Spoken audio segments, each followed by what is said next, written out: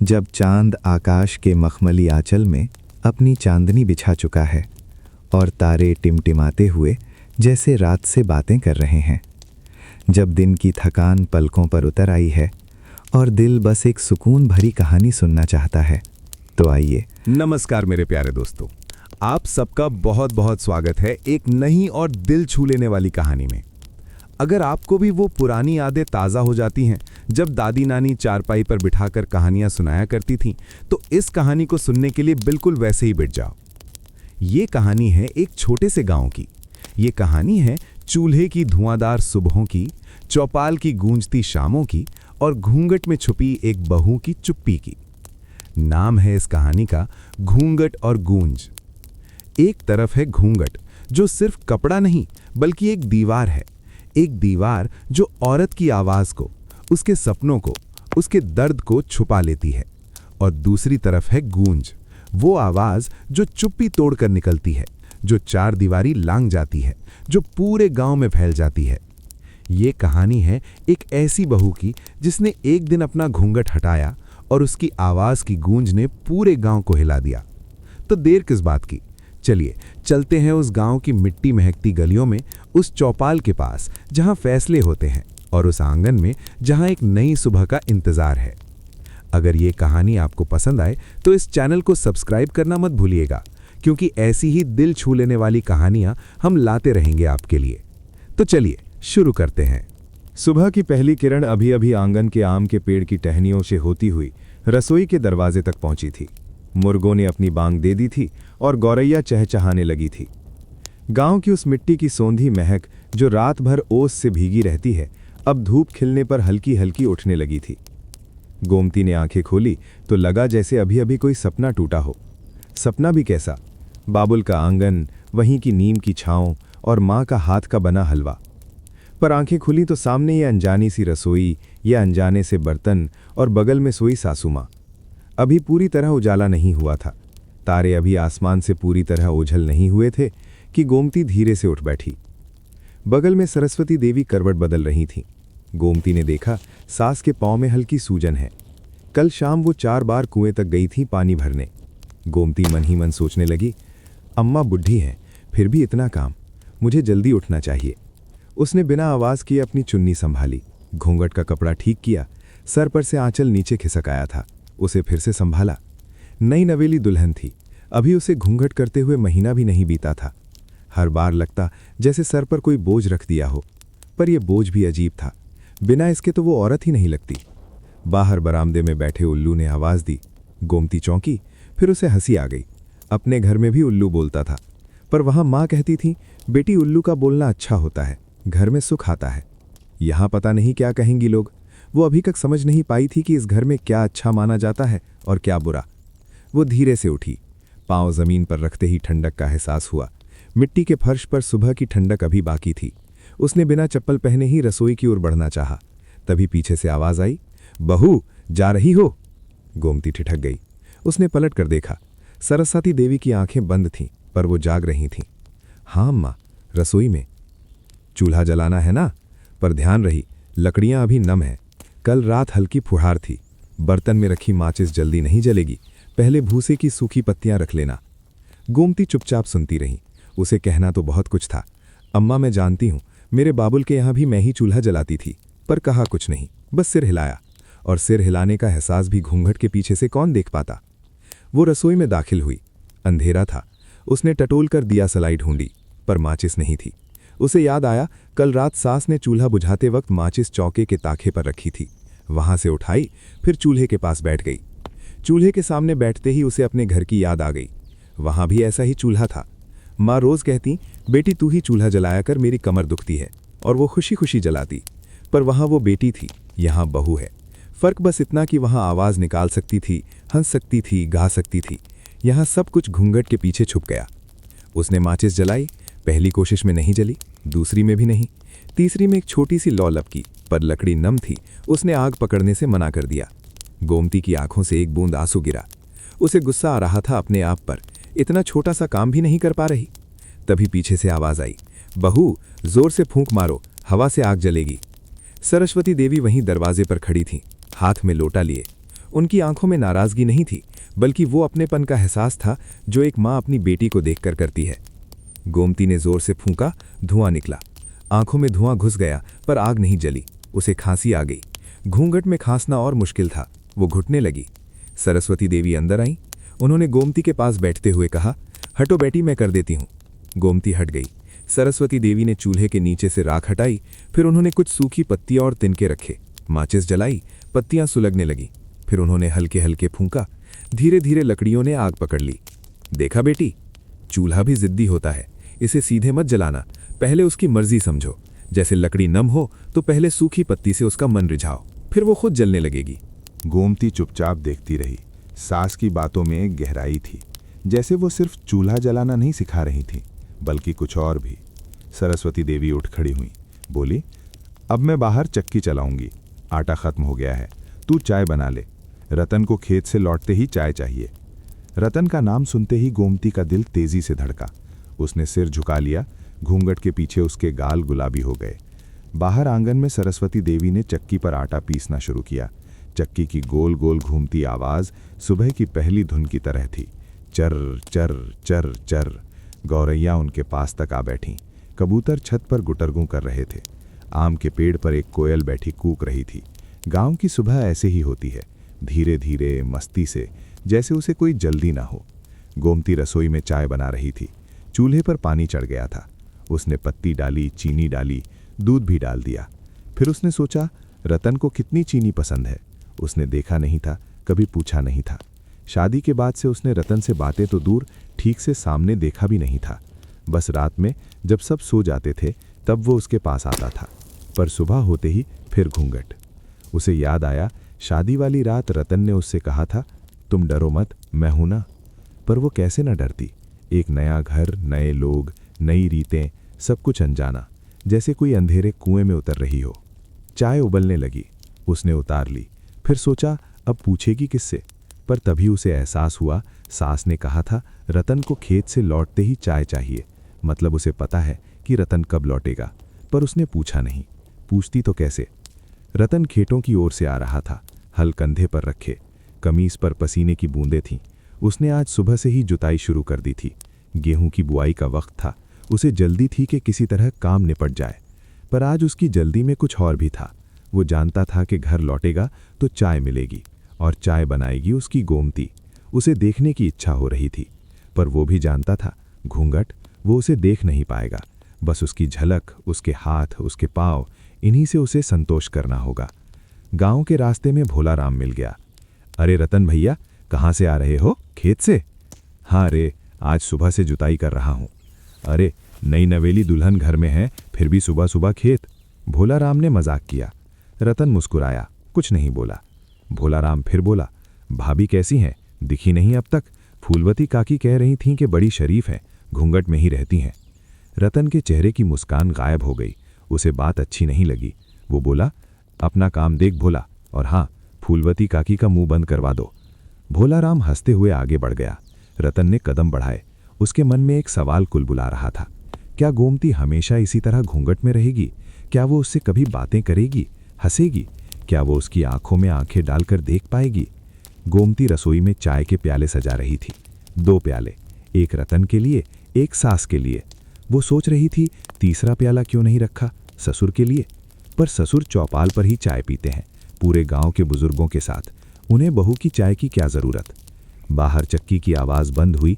सरस्वती देवी अंदर आईं। उनके हाथों पर आटा लगा था। उन्होंने हाथ धोए और गोमती के पास आकर बैठ गईं। चाय बना ली बेटी? गोमती ने सिर हिलाया, प्याला आगे बढ़ाया। सरस्वती देवी ने चाय की चुस्की ली। बहुत अच्छी बनाई है, रतन को भी पसंद आएगी। गोमती का दिल खुश हो गया। सास ने तारीफ की थी। उसने घूंघट के पीछे मुस्कुरा दिया। तभी बाहर से आवाज आई, खटाखट। रतन ने हल आंगन में रख दिया था। उसने आवाज दी, अम्मा। सरस्वती देवी उठी, बोली, आ रहा है तेरा रतन, मैं बाहर जा रही हूं, तू उसे चाय दे दे। गोमती की धड़कन तेज हो गई। उसने देखा, सास बाहर चली गई। अब वो अकेली थी और रतन अंदर आ रहा था। रतन रसोई के दरवाजे पर आकर रुक गया। उसने अंदर झांका। गोमती चूल्हे के पास बैठी थी। घूंघट में चेहरा छुपा था। बस उसके हाथ दिख रहे थे, जो चाय के प्याले को पकड़े कांप रहे थे। चाय रखी है, गोमती ने इतना कहा, आवाज़ इतनी धीमी कि रतन को ध्यान से सुननी पड़ी। रतन अंदर आया, वो उसके पास बैठ गया, प्याला उठाया, चाय पीने लगा। दोनों के बीच सन्नाटा था, बस चूल्हे में लकड़ियों की चर्र चर्र और बाहर गौरैया की चहचहाहट। रतन ने चाय पी, फिर बोला, बहुत अच्छी है। गोमती ने कुछ नहीं कहा, बस उसका दिल जोर जोर से धड़क रहा था। वो चाहती थी कुछ कहे, पूछे खेत में कितनी मेहनत कर ली, या कहे थक गए होंगे, पर जैसे उसका गला बंद हो गया था। रतन ने प्याला खाली किया, फिर उठ खड़ा हुआ, बोला, मैं नहा लूं, फिर खेत जाना है। वो बाहर चला गया। गोमती वहीं बैठी रह गई। उसकी आंखों से आंसू बहने लगे। क्यों रो रही थी उसे खुद नहीं पता था। शायद इसलिए कि उसका दिल बहुत कुछ कहना चाहता था, पर जुबान ने साथ नहीं दिया। शायद इसलिए कि वो रतन को देखना चाहती थी, पर घूंघट ने देखने नहीं दिया। सरस्वती देवी बाहर से आईं। उन्होंने देखा गोमती अकेली बैठी है और उसके आंचल के कोने गीले हैं। वो समझ गईं, कुछ नहीं बोली, बस गोमती के पास आकर बैठ गईं, उसके सिर पर हाथ रख दिया, एक माँ की तरह जो बिना कुछ कहे सब कह देती है। गोमती ने सास की तरफ देखा। उसके मन में एक बात कौन थी, कितना अच्छा होता अगर बाबुल मुझे पढ़ा लिखा देता, तो आज मैं रतन से बातें कर पाती, अपने मन की बात कह पाती, उसे बता पाती कि मैं उसके लिए क्या सोचती हूँ।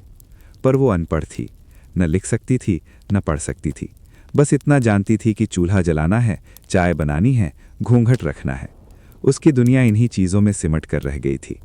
सूरज अब पूरी तरह निकल आया था। उसकी किरणें आंगन में फैल गई थीं। गोमती ने रसोई के दरवाजे से बाहर देखा।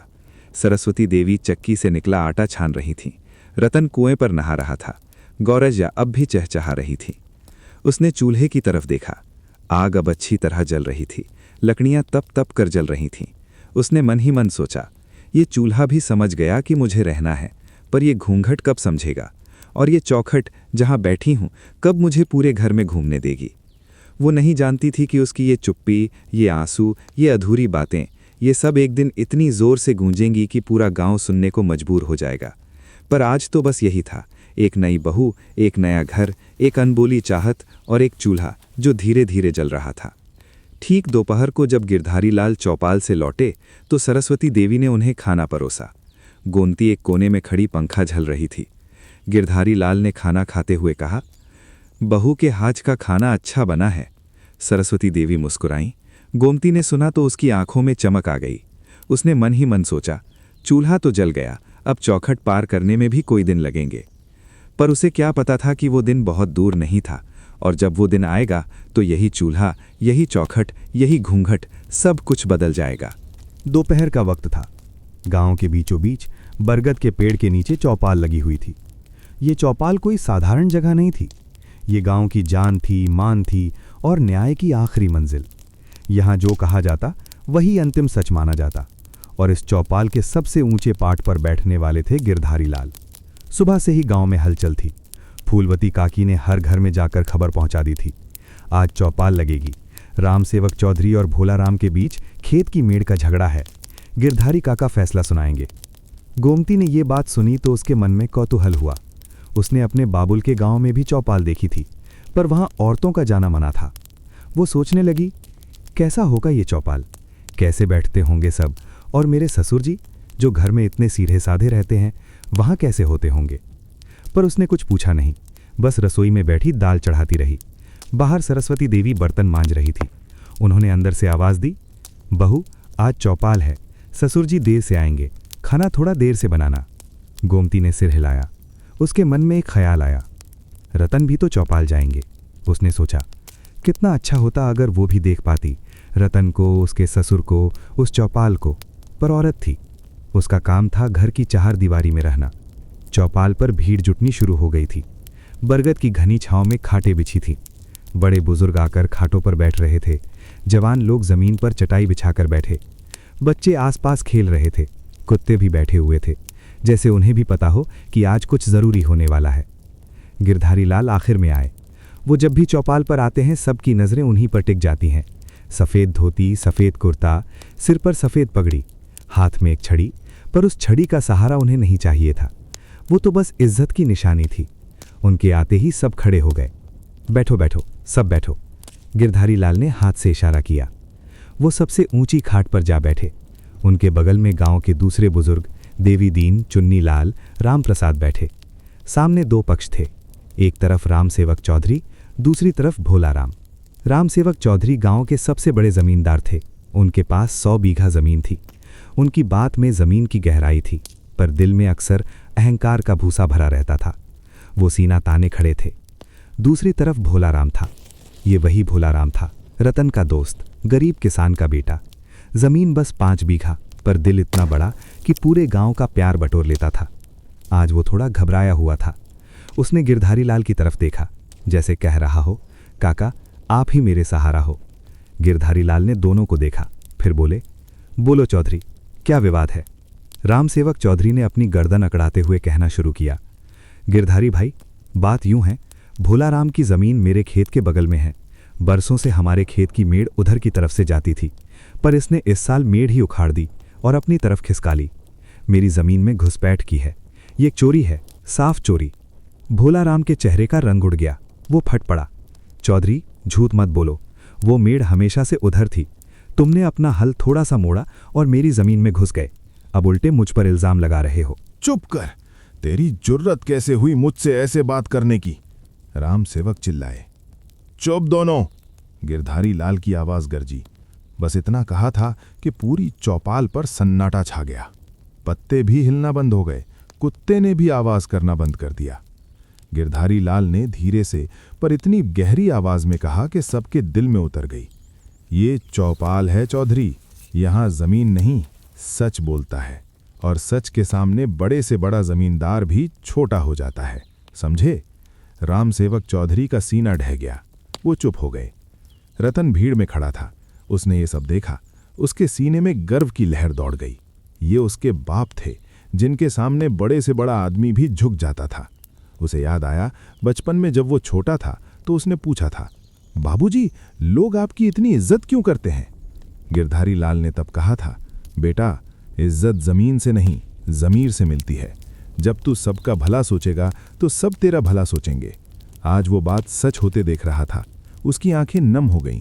गिरधारी लाल ने दोनों पक्षों को बारी बारी से सुना। फिर उन्होंने गांव के कुछ बुजुर्गों से पूछा जो उन खेतों को बरसों से देख रहे थे। देवी दीन ने बताया, गिरधारी, मुझे याद है, भोला राम के बाप के जमाने में वो मेड़ वहीं थी जहां भोला राम कह रहा है। चुन्नी लाल ने भी हाँ में सिर हिलाया। गिरधारी लाल ने गहरी सांस ली। फिर वो उठे।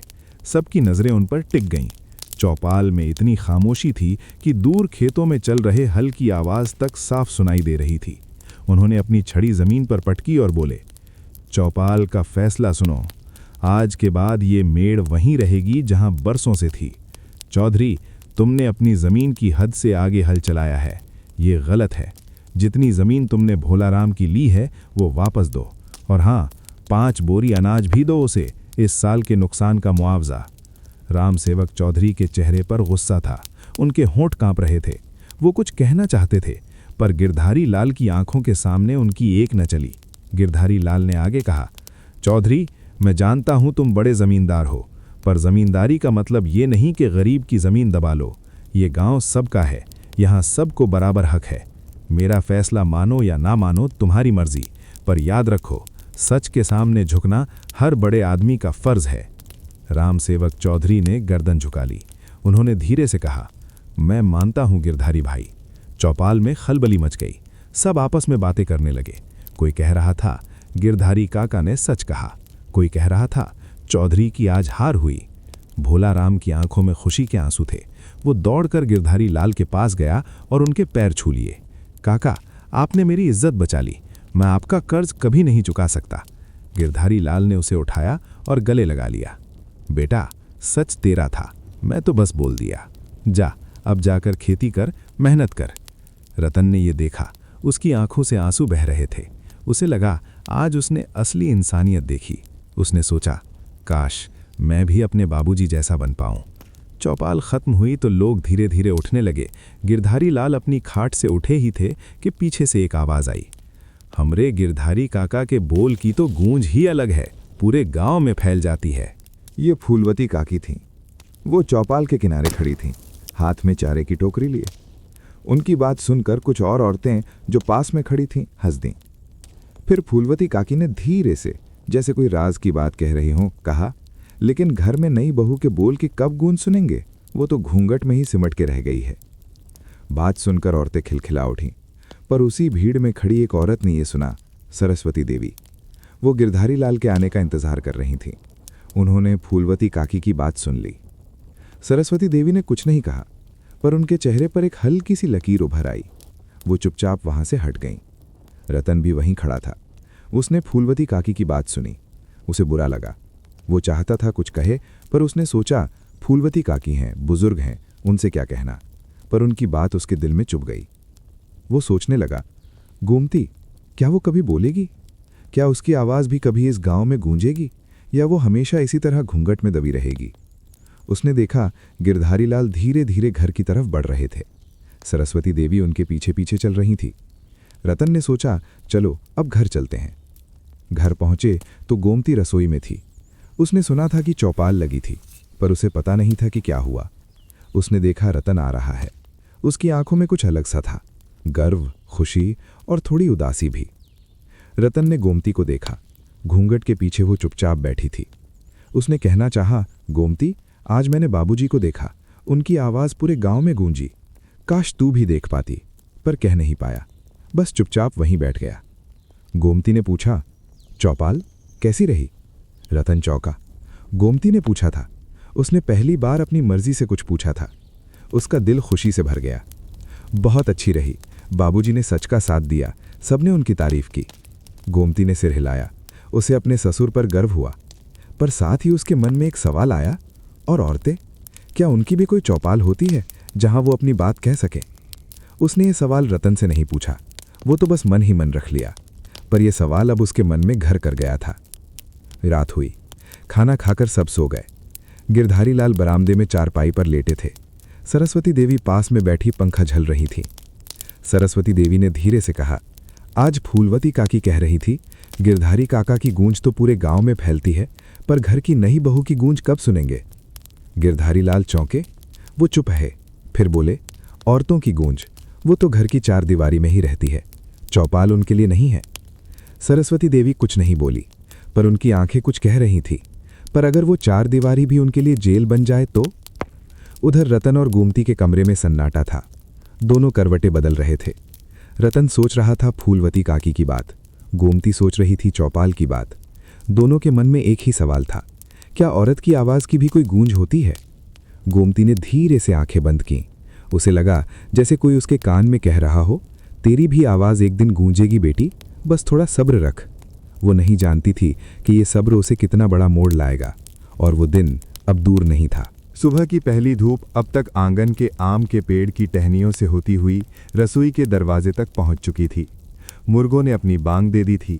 गौरैया अब दाना चुगने में व्यस्त थीं और गांव के नलके से पानी भरने की आवाज़ें आनी शुरू हो गई थीं। गोमती ने घर के सारे काम निपटा लिए थे। चूल्हा जलाया, चाय बनाई, सास ससुर के लिए खाना परोसा, बर्तन मांजे। अब बारी थी पानी भरने की। गोमती ने सिर पर घड़ा रखा और घर से निकल गई। घूंघट में चेहरा छुपा था, पर आंखें रास्ता देख रही थीं। गांव की उस पगडंडी पर वो रोज जाती थी, नलके तक।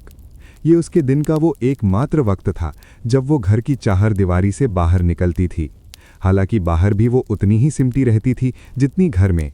घूंघट उसके चेहरे पर वैसे ही लटका रहता जैसे बादलों के बीच छुपा चांद। रास्ते में उसे फूलवती काकी मिल गईं। वो अपनी गाय के लिए चारा ले जा रही थी। गोमती को देखते ही उन्होंने आवाज लगाई, अरे गोमती, किधर चली? गोमती ने सिर झुकाए ही जवाब दिया, नलके पानी भरने काकी। फूलवती काकी ने पास आकर धीरे से कहा, बहुत अच्छा, पर सुन बेटी, कल चौपाल पर तेरे ससुर जी की बड़ी गूंज हुई, पूरे गांव में चर्चा है, और तू बता, तेरी गूंज कब सुनेंगे हम? गोमती का चेहरा घूंघट के अंदर शर्म से लाल हो गया। वो कुछ नहीं बोली, बस चुपचाप आगे बढ़ गई। फूलवती काकी हंसती हुई अपने रास्ते चली गईं। गोमती के मन में एक हल्की सी चुभन हुई। उसे याद आया, उसके बाबुल के गांव में भी एक फूलवती काकी जैसी औरत थी, बातूनी पर दिल की अच्छी। वो अक्सर कहती थीं, बेटी तू बहुत चुप रहती है, एक दिन जब बोलेगी तो सब सुनेंगे। पर वो दिन कब आएगा? नलका गांव के ठीक बीचों बीच था। चारों तरफ नीम और पीपल के पेड़ थे जो दोपहर की धूप में भी ठंडी छांव देते थे। पास ही एक पुराना कुआं भी था, पर अब नलका लगने के बाद कुएं पर कम ही लोग जाते थे। गोमती को ये नलका अच्छा लगता था। यहाँ हमेशा कोई न कोई मिल जाता था, और सबसे अच्छी बात, यहाँ चंपा मिलती थी। चंपा उसकी सहेली थी, उसी के पड़ोस में रहती थी। शादी के बाद जब गोमती इस गांव में आई तो चंपा ही पहली थी जो उससे मिलने आई थी, और तब से दोनों में ऐसी दोस्ती हो गई जैसे जन्मों की सहेलियां हों। गोमती ने देखा चंपा अभी तक नहीं आई। उसने नलका खोला और पानी भरना शुरू किया। पहला घड़ा भरा, दूसरा भरा, तभी दूर से आवाज आई, अरे गोमती, ठहर जा, मैं भी आ रही हूं। चंपा दौड़ती हुई आ रही थी। उसके सिर पर भी घड़ा था, पर वो ऐसे दौड़ रही थी मानो घड़ा उसके सिर का ताज हो, बोझ नहीं। उसने आते ही घड़ा नीचे रखा और गोमती से लिपट गई। बहुत दिनों बाद मिली है, कल चौपाल पर थी, मैंने तुझे नहीं देखा, चंपा ने एक सांस में कहा। गोमती हंस दी। चौपाल पर औरतें नहीं जाती, तू जानती है। तो क्या हुआ, मैं तो कभी कभी चली जाती हूँ, किनारे खड़े होकर देखती हूँ। कल बड़ा मजा आया। तेरे ससुर जी ने राम सेवक चौधरी की ऐसी क्लास लगाई कि सब चुप। गोमती ने आंखों से ही पूछा, सच? हाँ रे, भोला राम भैया तो रो पड़े खुशी से। तेरे ससुर जी सच में कमाल हैं। गोमती को गर्व हुआ, पर साथ ही उसे फूलवती काकी की बात याद आ गई। तेरी गूंज कब सुनेंगे? उसका चेहरा उतर गया। चंपा ने देखा, उसने तुरंत माहौल बदलने की कोशिश की। उसने गोमती का घूंघट पकड़कर थोड़ा सा उठाने की कोशिश की। बहुत हो गया ये घूंघट वूंघट, अब तो निकल आओ मुंह से, देखूं तो सही शादी के बाद कितनी गोरी हो गई है। गोमती ने झटके से अपना घूंघट संभाला। चंपा, पागल है क्या? लोग देख रहे हैं। कौन देख रहा है? फूलवती काकी हैं, वो भी अभी गईं। बाकी सब तो अपने काम में लगे हैं, निकालना मुंह। गोमती ने मना किया, पर चंपा ने मानी नहीं। उसने गोमती का घूंघट थोड़ा सा हटाया और उसके चेहरे पर झांका। वाह, क्या बात है, रतन भैया तो पागल हो गए होंगे तुझे देखकर। गोमती शर्मा गई। उसने झटके से घूंघट ठीक किया और चंपा को एक हल्का सा धक्का दिया। बस भी कर, बड़ी शरारती है तू। चंपा जोर से हंसी। उसकी हंसी इतनी मासूम थी कि गोमती भी हंस पड़ी। दोनों सहेलियां नलके के पास बैठ गईं। पानी के छींटे उड़ रहे थे, पक्षी चहचहा रहे थे, और दोनों के बीच बातों का दौर चल पड़ा। बता, रतन भैया से बात होती है? चंपा ने आंखें मटकाते हुए पूछा। गोमती ने सिर झुका लिया। बातें? कैसी बातें? वो कहते हैं, मैं सुनती हूँ, बस। बस? तू कुछ नहीं कहती? क्या कहूँ चंपा, जुबान ही नहीं खुलती। मन में बहुत कुछ है, पर निकलता नहीं। चंपा की हंसी फिर गंभीरता में बदल गई। उसने गोमती का हाथ पकड़ लिया। देख, मैं तुझे एक बात कहूँ, तू सुनेगी? गोमती ने सिर हिलाया। तेरे अंदर एक ताकत है, तू समझती है या नहीं? तू जितना सोचती है उससे कहीं ज्यादा मजबूत है, बस उसे पहचानने की देर है। गोमती ने हैरानी से देखा। चंपा उसकी सहेली थी, पर ऐसी बातें कभी नहीं की थी।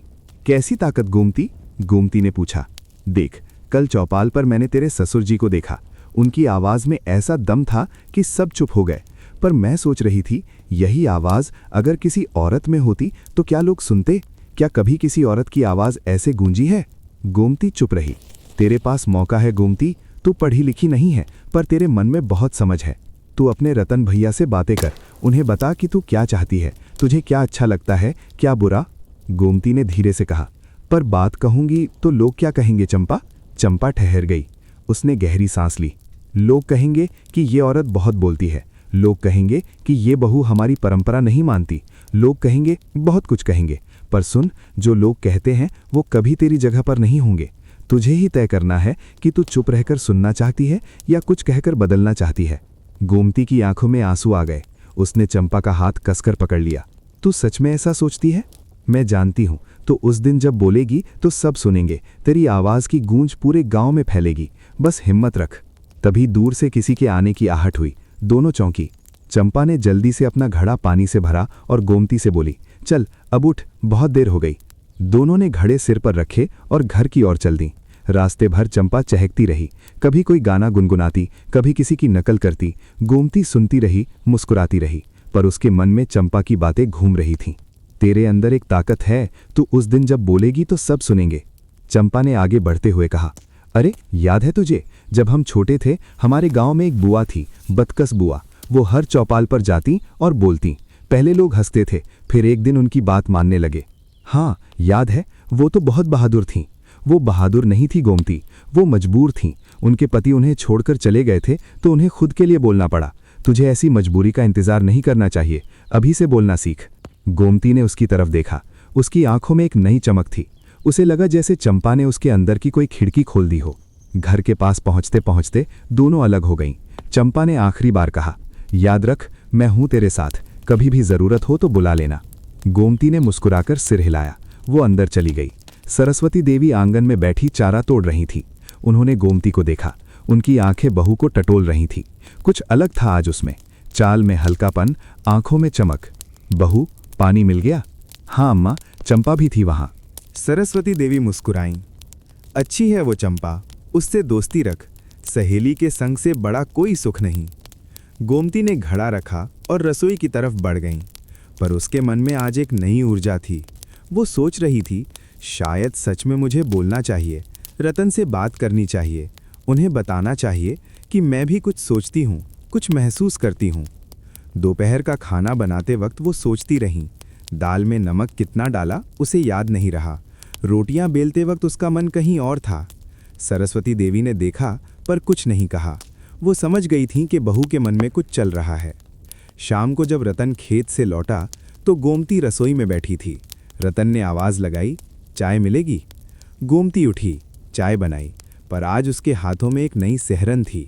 वो चाय लेकर बरामदे में गई जहां रतन बैठा था। प्याला रखते वक्त उसके हाथ कांपे, चाय थोड़ी सी गिर गई। रतन ने देखा। वो कुछ कहना चाहता था पर रुक गया। गोमती वहीं खड़ी रही। चंपा की बातें उसके कानों में गूंज रही थीं।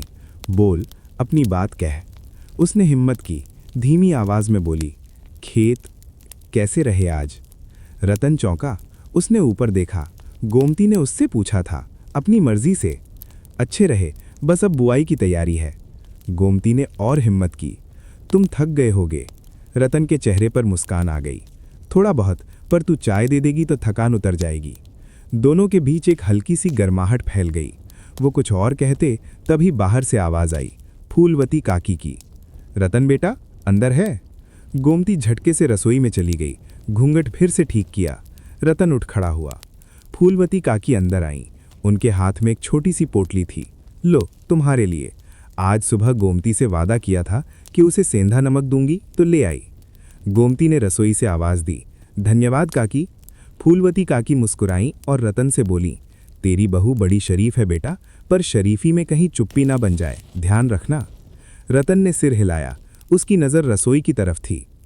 फूलवती काकी चली गईं। रतन फिर से बैठ गया। चाय पी, पर उसके मन में एक बात कौंध रही थी। फूलवती काकी की आखिरी बात। वो उठा और रसोई के दरवाजे पर जाकर खड़ा हो गया। गोमती? गोमती ने पीठ करके रखा था। उसने सुना तो धीरे से मुड़ी। तू चाहे तो बोल सकती है, मैं सुनूंगा, डर मत। इतना कहकर रतन वहां से चला गया। गोमती वहीं खड़ी रह गई। उसकी आंखों से आंसू बह निकले, पर ये आंसू उदासी के नहीं थे, बल्कि उस एहसास के थे कि उसे सुनने वाला कोई है। रात हुई। गोमती अपनी चारपाई पर लेटी थी। बाहर चांद निकला था। उसकी रोशनी कमरे में आ रही थी। उसे चंपा की बातें याद आ रही थीं। तेरे अंदर एक ताकत है। और रतन की बातें, मैं सुनूंगा, डर मत। उसने मन ही मन सोचा, शायद वो दिन अब दूर नहीं जब मैं भी बोलूंगी, जब मेरी आवाज़ भी गूंजेगी। बस थोड़ी हिम्मत चाहिए। उसने चांद को देखा। चांद भी बादलों के पीछे से झांक रहा था, मानो उसे हिम्मत दे रहा हो। गोमती मुस्कुरा दी। आज पहली बार उसे लगा कि उसकी चुप्पी टूटने वाली है। रात का वक्त था। गांव में सन्नाटा पसर चुका था। कहीं दूर कुत्तों के भौंकने की आवाज आ रही थी तो कहीं किसी के गले में बंधी घुंघरू की छमछम। आम के पेड़ पर उल्लो बैठा था और चांद अपनी पूरी चांदनी बिखेर रहा था। गिरधारी लाल के घर में भी सब सो चुके थे। बस एक कमरे में दो दिल जाग रहे थे, रतन और गोमती। गोमती चारपाई पर बैठी थी। घूंघट अब भी उसके चेहरे पर था, पर अब उसकी आदत सी हो गई थी। रतन दरवाजे पर खड़ा था, बाहर देख रहा था। वो सोच रहा था कितना बड़ा संसार है इस दरवाजे के बाहर। खेत, खलिहान, नदी, पहाड़, पर अंदर इस छोटे से कमरे में उसे पूरा संसार बसा हुआ लगता था। वो मुड़ा और गोमती की तरफ देखा। नींद नहीं आ रही? गोमती ने सिर हिलाया, ना मैं। रतन पास आकर चारपाई पर बैठ गया। दोनों के बीच कुछ फासला था, शायद एक हाथ की दूरी। पर एहसासों का फासला कितना था ये कोई नहीं जानता था। रतन ने बात शुरू की। उसे लगा अगर वो चुप रहेगा तो ये फासला कभी नहीं मिटेगा। आज खेत पर एक बात सोच रहा था। हमारे खेतों में हर साल गेहूं ही गेहूं बोते हैं, पर भोलाराम कह रहा था कि सरसों भी बोनी चाहिए। सरसों से मिट्टी को भी फायदा होता है और कमाई भी अच्छी। तू क्या सोचती है? गोमती चुप रही। उसका दिल धड़क रहा था। रतन उससे पूछ रहा था उसकी राय। क्या वो कभी सोच सकती थी कि कोई उससे ऐसे बात करेगा जैसे उसकी भी कोई राय होती है? रतन ने उसकी तरफ देखा। घूंघट में उसकी आंखें चमक रही थीं। वो कुछ कहना चाह रही थी पर जैसे गला बंद हो गया हो। गोमती, रतन ने धीरे से उसका हाथ पकड़ लिया। गोमती चौंकी। पहली बार किसी ने उसका हाथ ऐसे पकड़ा था, प्यार से, हक से, पर डर से नहीं। डरती क्यों है? मैं हूं ना, तेरे साथ हूं। तू जो कहेगी सुनूंगा, तू जो सोचेगी समझूंगा, बस बोल। गोमती की आंखें नम हो गईं। उसे चंपा की बातें याद आईं। तेरे अंदर एक ताकत है। और अब रतन कह रहा था मैं हूं ना। उसे लगा जैसे दो ताकतें उसे सहारा दे रही हों, एक सहेली, एक पति। उसने गहरी सांस ली, फिर धीमी आवाज में, इतनी धीमी कि रतन को झुककर सुननी पड़ी, कहा, तुम जो सोचो सही होगा। रतन के चेहरे पर एक हल्की सी मुस्कान आई, पर उसकी आंखों में थोड़ी उदासी भी थी। उसे पूरा जवाब नहीं मिला था। गोमती ने उससे राय नहीं दी, बस उसके भरोसे पर सब कुछ छोड़ दिया। ये भरोसा अच्छा था, पर क्या उसका अपना कोई विचार नहीं? पर तू क्या सोचती है वो बता। मुझे नहीं चाहिए कि तू बस मेरी हां में हां मिलाए। मुझे चाहिए तू भी बोले, तू भी सोचे। गोमती ने सिर झुका लिया। उसके आंसू अब ढलकने लगे थे। रतन ने देखा तो उसका दिल भर आया। उसने गोमती के आंसू पोंछने की कोशिश की, पर उसने सिर और झुका लिया। माफ कर देना, गोमती फुसफुसाई। मुझे आदत नहीं है। बाबुल के घर में भी कभी नहीं पूछा किसी ने। माँ भी कहती थी, चुप रहो, बोलोगी तो बुरा होगा। रतन ने उसका हाथ और कसकर पकड़ लिया। सुन, यहां तेरा बाबुल का घर नहीं, यहां तू मेरी पत्नी है। हम दोनों इस घर के मालिक हैं। तुझे हर बात कहने का हक है, चाहे मुझे अच्छा लगे या बुरा, पर तू बोलेगी जरूर। गोमती ने उसकी तरफ देखा। उसकी आंखों में पहली बार एक नई चमक थी, विश्वास की, सुरक्षा की। सच? हाँ, और मैं वादा करता हूं, तू जो कहेगी मैं सुनूंगा, और अगर तू सही होगी तो मानूंगा भी। थोड़ी देर दोनों चुप रहे। बाहर हवा चल रही थी, खिड़की की खड़खड़ाहट हो रही थी। रतन ने उठकर खिड़की बंद कर दी, फिर वापस आकर बैठ गया। गोमती, एक बात और पूछूं? गोमती ने सिर हिलाया। तो खुश है यहां? गोमती चौंकी। ये सवाल उसने कभी सोचा ही नहीं था। खुशी? ये कैसी चीज है? उसे तो बस यही सिखाया गया था कि औरत का काम है घर संभालना, सबकी सेवा करना, चुप रहना। खुशी तो उसके बस की बात नहीं थी। पता नहीं, उसने धीरे से कहा। पता नहीं मतलब? तू यहां अपने घर में है, तेरी अम्मा हैं, बाबूजी हैं, मैं हूं, हम सब तुझसे प्यार करते हैं, फिर तो खुश क्यों नहीं? गोमती की आंखें फिर भर आईं। प्यार? हाँ, सब बहुत अच्छा करते हैं। अम्मा मुझे बेटी की तरह रखती हैं, बाबूजी कभी बुरा नहीं बोलते, और तुम तो बहुत अच्छे हो। पर क्या? पर मैं अपने आप को बंद सा महसूस करती हूं, जैसे मैं एक डिब्बे में बंद हूं। सब कुछ देख सकती हूं पर छू नहीं सकती, बोल नहीं सकती। रतन उदास हो गया। उसने गोमती को अपने करीब खींच लिया, उसका सिर अपने कंधे पर टिका दिया। गोमती पहले घबराई, फिर धीरे धीरे ढीली पड़ गई। पहली बार किसी ने उसे ऐसे सहारा दिया था, बिना किसी शर्त के, बिना किसी डर के। सुन, वो डिब्बा जो तू कह रही है वो हम तोड़ेंगे, धीरे धीरे पर तोड़ेंगे। तुझे बोलना आएगा, मैं सिखाऊंगा। तुझे खुलकर हंसना आएगा, मैं हंसाऊंगा। बस थोड़ा वक्त दे। गोमती ने सिर हिलाया। उसके आंसू रतन के कुर्ते को भिगो रहे थे, पर वो रोना नहीं था, वो राहत थी। कुछ देर बाद दोनों शांत हुए। रतन ने फिर बात शुरू की, इस बार खेती की नहीं, बल्कि गोमती की पसंद की। बता, तुझे क्या अच्छा लगता है? खाने में क्या पसंद है? गोमती हल्की सी मुस्कुराई। उसे यह सवाल अजीब लगा, उससे कभी किसी ने नहीं पूछा था। मुझे हलवा बहुत पसंद है। बाबुल के यहाँ माँ सूजी का हलवा बनाती थीं, उसमें इलायची डालती थीं, बड़ा अच्छा लगता था। रतन मुस्कुराया। तो कल मैं अम्मा से कहूँगा कि हलवा बनाए।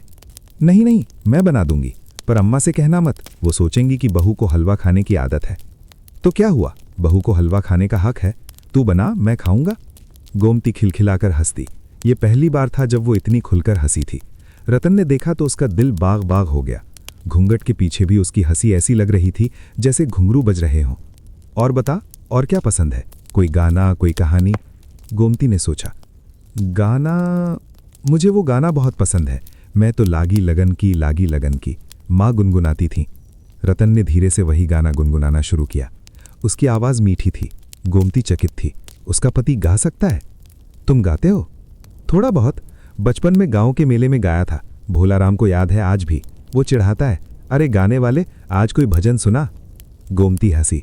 उसे भोलाराम याद आया, वो रतन का दोस्त जो हमेशा मजाक करता था पर दिल का बहुत अच्छा था। भोलाराम भैया बहुत अच्छे हैं ना? हाँ, वो सच्चा दोस्त है, मुसीबत में हमेशा साथ खड़ा होता है। गोमती को चंपा याद आ गई। चंपा भी ऐसी ही है। हाँ, चंपा भी अच्छी है। तुझसे दोस्ती करके खुश हूं मैं।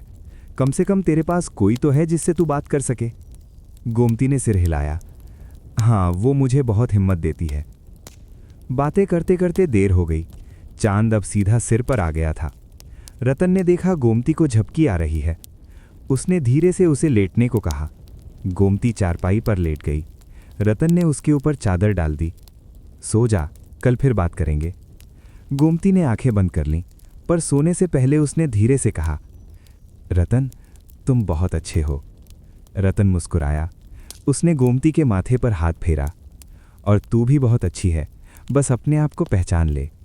गोमती सो गई। उसके चेहरे पर एक शांति थी जो पहले कभी नहीं देखी। रतन बैठा देखता रहा। उसे लगा जैसे आज उसकी गोमती ने जन्म लिया हो, नए सिरे से। सुबह हुई। गोमती की आंख खुली तो रतन वहां नहीं था। वो उठी, घूंघट ठीक किया और रसोई की तरफ बढ़ी।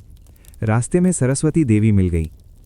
उठ गई बेटी, रतन तो बहुत पहले खेत चला गया, कह रहा था आज सरसों बोने की तैयारी करेगा। गोमती चौंकी। सरसों? रतन ने उसकी राय मांगी थी और आज वो सरसों बोने जा रहा था। उसे लगा उसकी एक छोटी सी चुप्पी भी उसने सुन ली। दरअसल गोमती ने सरसों के बारे में कुछ नहीं कहा था, पर रतन ने उसकी चुप्पी में भी उसका साथ देखा था। गोमती मुस्कुरा दी। उसने रसोई में जाकर चूल्हा जलाया। आज चूल्हा जलाने में मन लग रहा था। उसे याद आया रतन ने कहा था हलवा बनाने को। उसने सोचा क्यों ना आज ही बना दूं, जब रतन खेत से लौटेगा तो उसे हलवा खिलाऊंगी। उसने आटा गूंथा, दाल चढ़ाई और फिर सूजी निकाली। इलायची भी थी पास में। उसने हलवा बनाना शुरू किया। उसकी माँ की याद आ गई, कैसे वो हलवा बनाती थीं। पहले घी गर्म करतीं, फिर सूजी डालतीं, फिर चीनी और पानी। वो गुनगुनाती रहीं और हलवा बनाती रहीं। सरस्वती देवी रसोई में आईं तो उन्होंने देखा गोमती हलवा बना रही है। वो मुस्कुराईं। क्या बना रही हो बेटी? हलवा अम्मा, रतन को मन कर रहा था। सरस्वती देवी ने कुछ नहीं कहा, बस उसके सिर पर हाथ रख दिया और बाहर चली गईं। उनकी आंखें नम थीं। उन्हें लगा आज उनकी बहू ने एक कदम आगे बढ़ाया है। दोपहर को जब रतन खेत से लौटा तो उसे हलवा मिला। गोमती ने प्याले में भर कर रखा था। रतन ने देखा तो उसका चेहरा खिल उठा। अरे हलवा तूने बनाया? गोमती ने सिर हिलाया। रतन ने चम्मच से हलवा खाया, आंखें बंद कर लीं। वाह, बिल्कुल माँ की तरह, बहुत अच्छा है। गोमती शर्मा गई, पर उसकी खुशी का ठिकाना नहीं था। उसे लगा जैसे उसने कुछ हासिल कर लिया हो। रतन ने उसे अपने पास बैठाया और दोनों ने साथ में हलवा खाया। ये पहला नाश्ता था जो उन्होंने साथ में किया था, पूरी तरह से, बिना किसी डर के। शाम को जब गिरधारी लाल चौपाल से लौटे तो उन्होंने देखा रतन और गोमती आंगन में बैठे बातें कर रहे थे। गोमती घूंघट में थी, पर उसके हाथ हिल रहे थे। वो कुछ बता रही थी। गिरधारी लाल ने सरस्वती देवी की तरफ देखा। सरस्वती देवी मुस्कुरा रही थी। उन्होंने धीरे से कहा, लगता है हमारी बहू अब अपना घर बसाने लगी है। गिरधारी लाल ने सिर हिलाया। उनके चेहरे पर एक अजीब सा भाव था, संतोष, खुशी और थोड़ा आश्चर्य भी। उन्होंने सोचा, शायद वो दिन दूर नहीं जब यही गोमती पूरे घर की गूंज बनेगी। उधर रतन और गोमती की बातें जारी थीं। रतन खेती की नई योजना बता रहा था, कहाँ गेहूं बोना है, कहाँ सरसों। गोमती चुपचाप सुन रही थी, पर इस बार उसके सिर हिलाने में एक नया आत्मविश्वास था। वो अब सिर्फ सुनती नहीं थी, समझती भी थी। रात फिर आई, पर इस बार दोनों के बीच का फासला कम हो गया था। रतन ने गोमती का हाथ पकड़ा तो उसने भी हाथ थाम लिया। बोलने की हिचक अभी थी, पर एहसासों की भाषा अब समझ में आने लगी थी। गांव में दोपहर का वक्त था। सूरज आसमान पर अपने पूरे जोर पर था। खेतों में काम करने वाले किसान अब घरों को लौट रहे थे। आम के पेड़ों के नीचे बैलगाड़ियां खड़ी थीं और गली मोहल्लों में चूल्हों से धुआं उठने लगा था। गिरधारी लाल के घर में भी खाने की तैयारी चल रही थी। गोमती रसोई में बैठी रोटियां बेल रही थी। उसके मन में आज एक अजीब सी बेचैनी थी। सुबह से ही उसे लग रहा था जैसे कुछ होने वाला है, पर वो किसी से कह नहीं पा रही थी। सरस्वती देवी ने पूछा भी तो उसने टाल दिया। कुछ नहीं अम्मा, बस मन थोड़ा भारी है। सरस्वती देवी ने उसके सिर पर हाथ रखा। बेटी, नई नवेली दुल्हन का मन ऐसे ही करता है, धीरे धीरे सब ठीक हो जाएगा। पर आज कुछ ठीक नहीं होने वाला था। आज वो दिन था जब गोमती की चुप्पी एक ऐसे तूफान की वजह बनने वाली थी जिसकी गूंज पूरे गांव में सुनाई देगी। दरअसल सुबह की बात थी। गोमती नलके पर पानी भरने गई थी। चंपा का आज इंतजार बेकार हुआ क्योंकि गोमती देर से पहुंची थी। जल्दी जल्दी पानी भरकर वो लौट रही थी। रास्ते में उसे किसी के आने की आहट हुई। उसने सिर झुकाए ही रास्ता छोड़ने की कोशिश की, पर सामने वाला नहीं हटा। गोमती ने ऊपर देखा तो देखा राम सेवक चौधरी का लड़का मुन्ना खड़ा था। गांव में सब उसे मुन्ना के नाम से जानते थे, पर उसका असली नाम सुरेश था। बाप की जमींदारी का घमंड और ऊपर से बदचलनी। गांव की औरतें उसे देखकर रास्ता बदल लेती थीं, पर गोमती को यह सब नहीं पता था। कहाँ चली बहू रानी? मुन्ना ने आवाज लगाई। गोमती ने सिर झुकाए रखा और आगे बढ़ने की कोशिश की, पर मुन्ना ने उसका रास्ता रोक लिया। सुनती क्यों नहीं? पूछ रहा हूं, कहाँ चली? गोमती की धड़कन तेज हो गई। उसने धीमी आवाज में कहा, घर घर जा रही हूं। घर? कैसा घर? गिरधारी काका का घर? मुन्ना ने हंसते हुए कहा। काका तो बड़े न्यायी हैं, पर उनकी बहू कैसी है देखना तो बनता है। गोमती ने कदम बढ़ाया, पर मुन्ना ने उसकी बाह पकड़ ली। गोमती सहम गई। उसके हाथ से घड़ा छूटकर गिर पड़ा। पानी जमीन पर बिखर गया। छोड़ो मुझे, गोमती की आवाज घुट गई। मुन्ना ने उसके करीब आकर कहा, डरती क्यों हो? बस थोड़ी बात करनी है। रतन तो खेत में रहता है, क्या कर लेगा? और गिरधारी काका तो चौपाल पर बैठकर न्याय कर रहे हैं। उनको क्या पता कि उनकी बहू। वो कुछ और कहता, तभी दूर से फूलवती काकी की आवाज आई। अरे मुन्ना, वहां क्या कर रहा है? मुन्ना ने झटके से गोमती का हाथ छोड़ दिया। उसने गुस्से से फूलवती काकी की तरफ देखा और बड़बड़ाता हुआ वहां से चला गया। गोमती वहीं सहमी खड़ी थी। उसके पांव जमीन में गड़ गए थे। फूलवती काकी दौड़ती हुई आई। अरे बेटी, क्या हुआ? उस बदमाश ने कुछ किया? गोमती कुछ नहीं बोली, बस उसकी आंखों से आंसू बह रहे थे। उसने टूटे घड़े की तरफ देखा और सिसकने लगी। फूलवती काकी ने उसे सहारा दिया। चल, मैं तुझे घर छोड़ाती हूं, और हाँ, काका को यह बात बतानी पड़ेगी। नहीं काकी, गोमती ने उनका हाथ पकड़ लिया। प्लीज किसी से मत कहना, प्लीज, मैं ठीक हूं, बस चुप रहना। गोमती की आंखों में इतनी याचना थी कि फूलवती काकी रुक गईं। उन्होंने सोचा शायद बहू शर्म के मारे कह नहीं पा रही, चलो खुद ही बता देंगी गिरधारी काका को।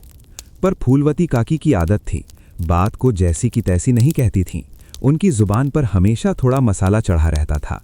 दोपहर होते होते फूलवती काकी ने पूरे गांव में खबर फैला दी, पर खबर अब असली नहीं रह गई थी। वो चौपाल के पास खड़ी होकर कह रही थीं, हाय राम, क्या देखा आज मैंने? राम सेवक के मुन्ना ने गिरधारी की बहू को रास्ते में रोक लिया। दोनों में क्या बातें हुई भगवान जाने। मैं तो वहां पहुंची तब तक घड़ा टूटा पड़ा था और गोमती रो रही थी। अरे काकी, ठीक से बताओ क्या हुआ? किसी ने पूछा। मैं क्या बताऊं?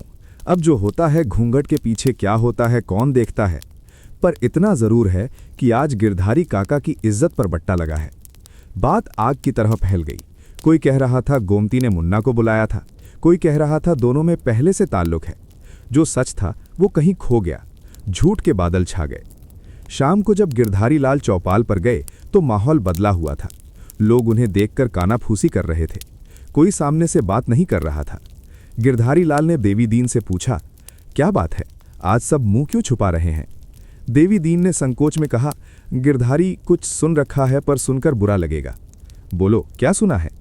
कहते हैं तुम्हारी बहू गोमती और रामसेवक के मुन्ना रास्ते में मिले थे, और कुछ हुआ या नहीं कह नहीं सकते, पर फूलवती काकी कह रही थी। गिरधारी लाल के चेहरे का रंग उड़ गया। उनके हाथ कांपने लगे। उन्होंने छड़ी जमीन पर पटकी और उठ खड़े हुए। बिना किसी से कुछ कहे वो सीधे घर की तरफ चल दिए। घर पहुंचे तो सरस्वती देवी आंगन में बैठी चारा काट रही थीं। उन्होंने गिरधारी लाल को देखा तो हैरान रह गईं। इतनी जल्दी चौपाल से लौट आए? क्या हुआ इतने गुस्से में? बहू को बुलाओ। गिरधारी लाल की आवाज में आग थी। गोमती रसोई में थी। उसने आवाज सुन ली, उसका दिल धक से रुक गया। वो कांपते हुए बाहर आई, सिर झुकाए घूंघट में मुंह छुपाए खड़ी हो गई। गिरधारी लाल ने उसकी तरफ देखा। आवाज बुलंद थी, बता सुबह क्या हुआ था? गोमती कुछ नहीं बोली, उसकी सांसें तेज हो गईं। पूछ रहा हूं क्या हुआ था रास्ते में?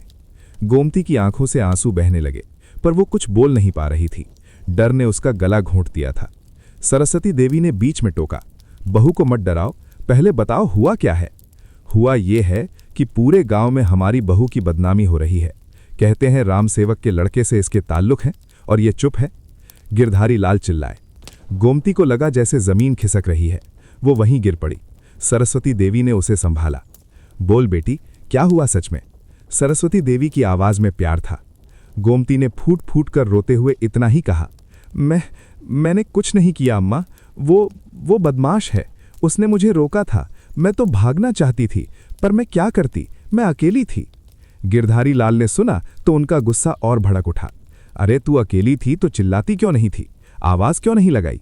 इतनी चुप्पी कि आज पूरे गांव में हमारी नाक कटवा दी। गोमती सिसकती रही, उसके पास कोई जवाब नहीं था। सच कहना भी अब उल्टा पड़ रहा था। वो मासूम थी, पर उसकी चुप्पी ही उसकी सबसे बड़ी दुश्मन बन गई थी। इतने में रतन अंदर आया। वो खेत से लौटा ही था कि रास्ते में किसी ने उसे बता दिया, रतन तेरे घर में बड़ा तूफान है, गोमती को लेकर बातें हो रही हैं। उसने दौड़ लगा दी। घर पहुंचा तो देखा बाबूजी गुस्से में हैं, अम्मा गोमती को संभाल रही हैं और गोमती बिलख रही है। क्या हुआ? रतन ने पूछा। गिरधारी लाल ने उसे सब बताया। रतन का चेहरा सुनकर पहले लाल हुआ, फिर पीला। वो गोमती के पास गया। गोमती, मुझे बता, क्या हुआ सच में? गोमती ने उसकी तरफ देखा। उसकी आंखों में सिर्फ आंसू नहीं थे, एक गुहार भी थी। मुझ पर भरोसा करो। उसने रुकते रुकते बताया कैसे मुन्ना ने उसे रोका, कैसे उसका हाथ पकड़ा, कैसे घड़ा गिरा और कैसे फूलवती काकी ने आकर उसे बचाया। रतन का खून खौल उठा। वो बुठकर बाहर जाने लगा। कहाँ जा रहा है? गिरधारी लाल ने पूछा। उस मुन्ना को सबक सिखाने। मेरी पत्नी के साथ कोई भी ऐसा नहीं कर सकता। रुक, गिरधारी लाल ने आदेश दिया। हम चौपाल पर फैसला करेंगे, हमारी इज्जत का सवाल है। तू अकेला जाकर क्या हल निकालेगा? बाबूजी, अब और इंतजार नहीं, उसने गोमती के साथ बदतमीजी की है, मैं चुप नहीं बैठ सकता। रतन बाहर चला गया। गिरधारी लाल ने सरस्वती देवी की तरफ देखा। देखो तुम्हारी बहू ने क्या कर दिया। आज तक कभी किसी ने हमारी इज्जत पर उंगली नहीं उठाई, आज पूरे गांव में मेरी नाक कटी है। सरस्वती देवी कुछ नहीं बोली। वो गोमती को उठाकर अंदर ले गईं। गोमती बिस्तर पर लेटते ही सिसकने लगी। सरस्वती देवी ने उसके सिर पर हाथ रखा। बेटी, डर मत, सच तुम्हारे साथ है और जहां सच होता है वहां कोई हारता नहीं। रतन बाहर निकलकर सीधा राम सेवक चौधरी के घर की तरफ बढ़ा। रास्ते में भोलाराम मिल गया। भैया, कहाँ जा रहे हो? मुन्ना को सबक सिखाने।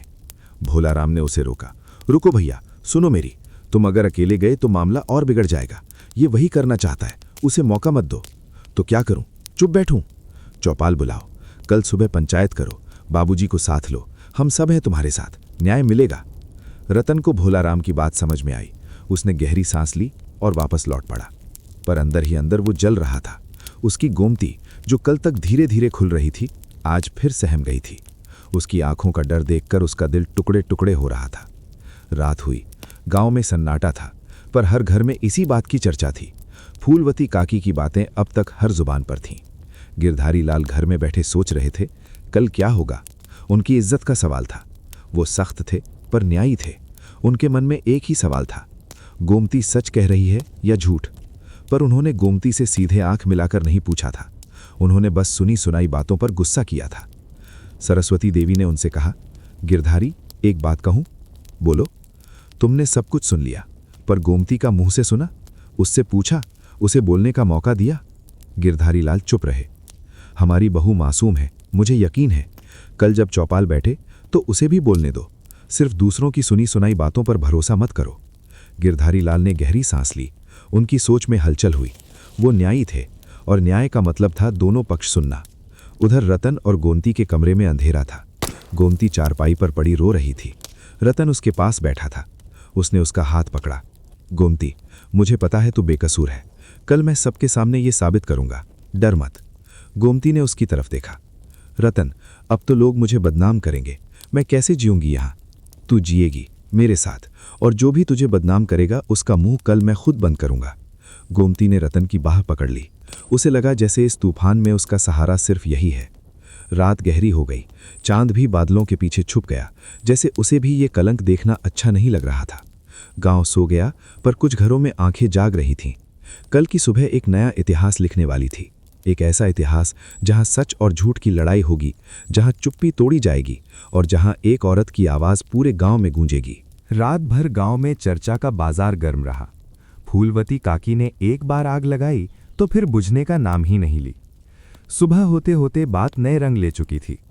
कोई कह रहा था गिरधारी के घर में कला है, कोई कह रहा था बहू ही ऐसी है, अब क्या कर सकते हैं। सच कहीं दबकर रह गया था और झूठ बवंडर बनकर उड़ रहा था। गिरधारी लाल के घर में सुबह की पहली किरण ने आंगन को तो रोशन किया, पर दिलों का अंधेरा कम नहीं हुआ। गोमती रात भर सो नहीं पाई थी। उसकी आंखें सूजी हुई थीं, चेहरा पीला पड़ गया था। वो उठी भी तो बस चारपाई पर बैठी रह गई। उठने का मन नहीं हो रहा था। कैसे मुंह दिखाएगी सबको, कैसे जाएगी रसोई में, कैसे बनाएगी खाना।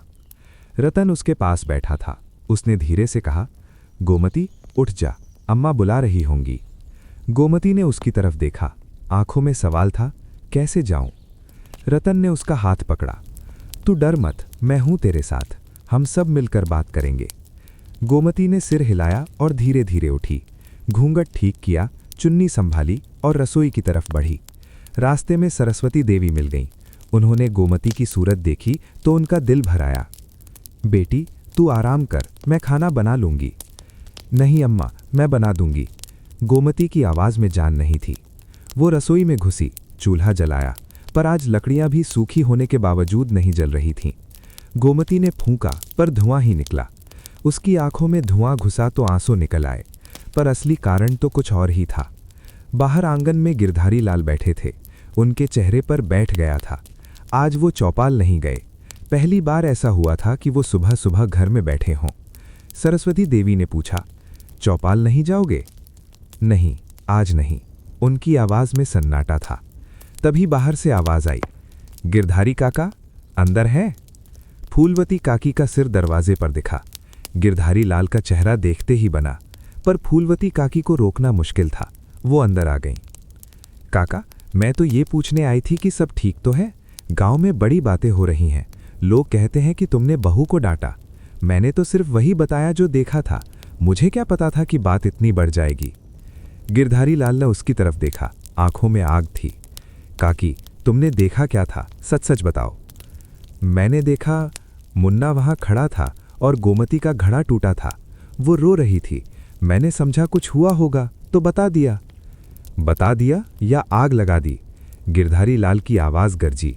फूलवती काकी सहम गई। मैं तो चलती हूँ। वो जल्दी से वहाँ से निकल गई। खाने का वक्त हुआ। सब चुपचाप खाना खा रहे थे। गोमती ने रोटियां बनाई थी, पर उसके मन में कुछ नहीं जा रहा था। वो बस एक कोने में बैठी रही। रतन ने उसे खाने के लिए कहा, पर उसने सिर हिलाकर मना कर दिया। दोपहर ढलने लगी। गिरधारी लाल ने आवाज़ लगाई, बहू को बुलाओ, बात करनी है। गोमती का दिल धक से रुक गया। सरस्वती देवी ने कहा, अभी मत बुलाओ, वो बहुत डरी हुई है। डरी हुई है तो बोलेगी कैसे? हम सबको पता होना चाहिए कि सच क्या है। बुलाओ उसे। गोमती आई, सिर झुकाए, हाथ बंधे, पांव कांपते। घूंघट में उसका चेहरा छुपा था, पर उसकी सिसकियां साफ सुनाई दे रही थीं। गिरधारी लाल ने सख्त आवाज में पूछा, गोमती सच क्या है? उस दिन सुबह क्या हुआ था? गोमती चुप रही।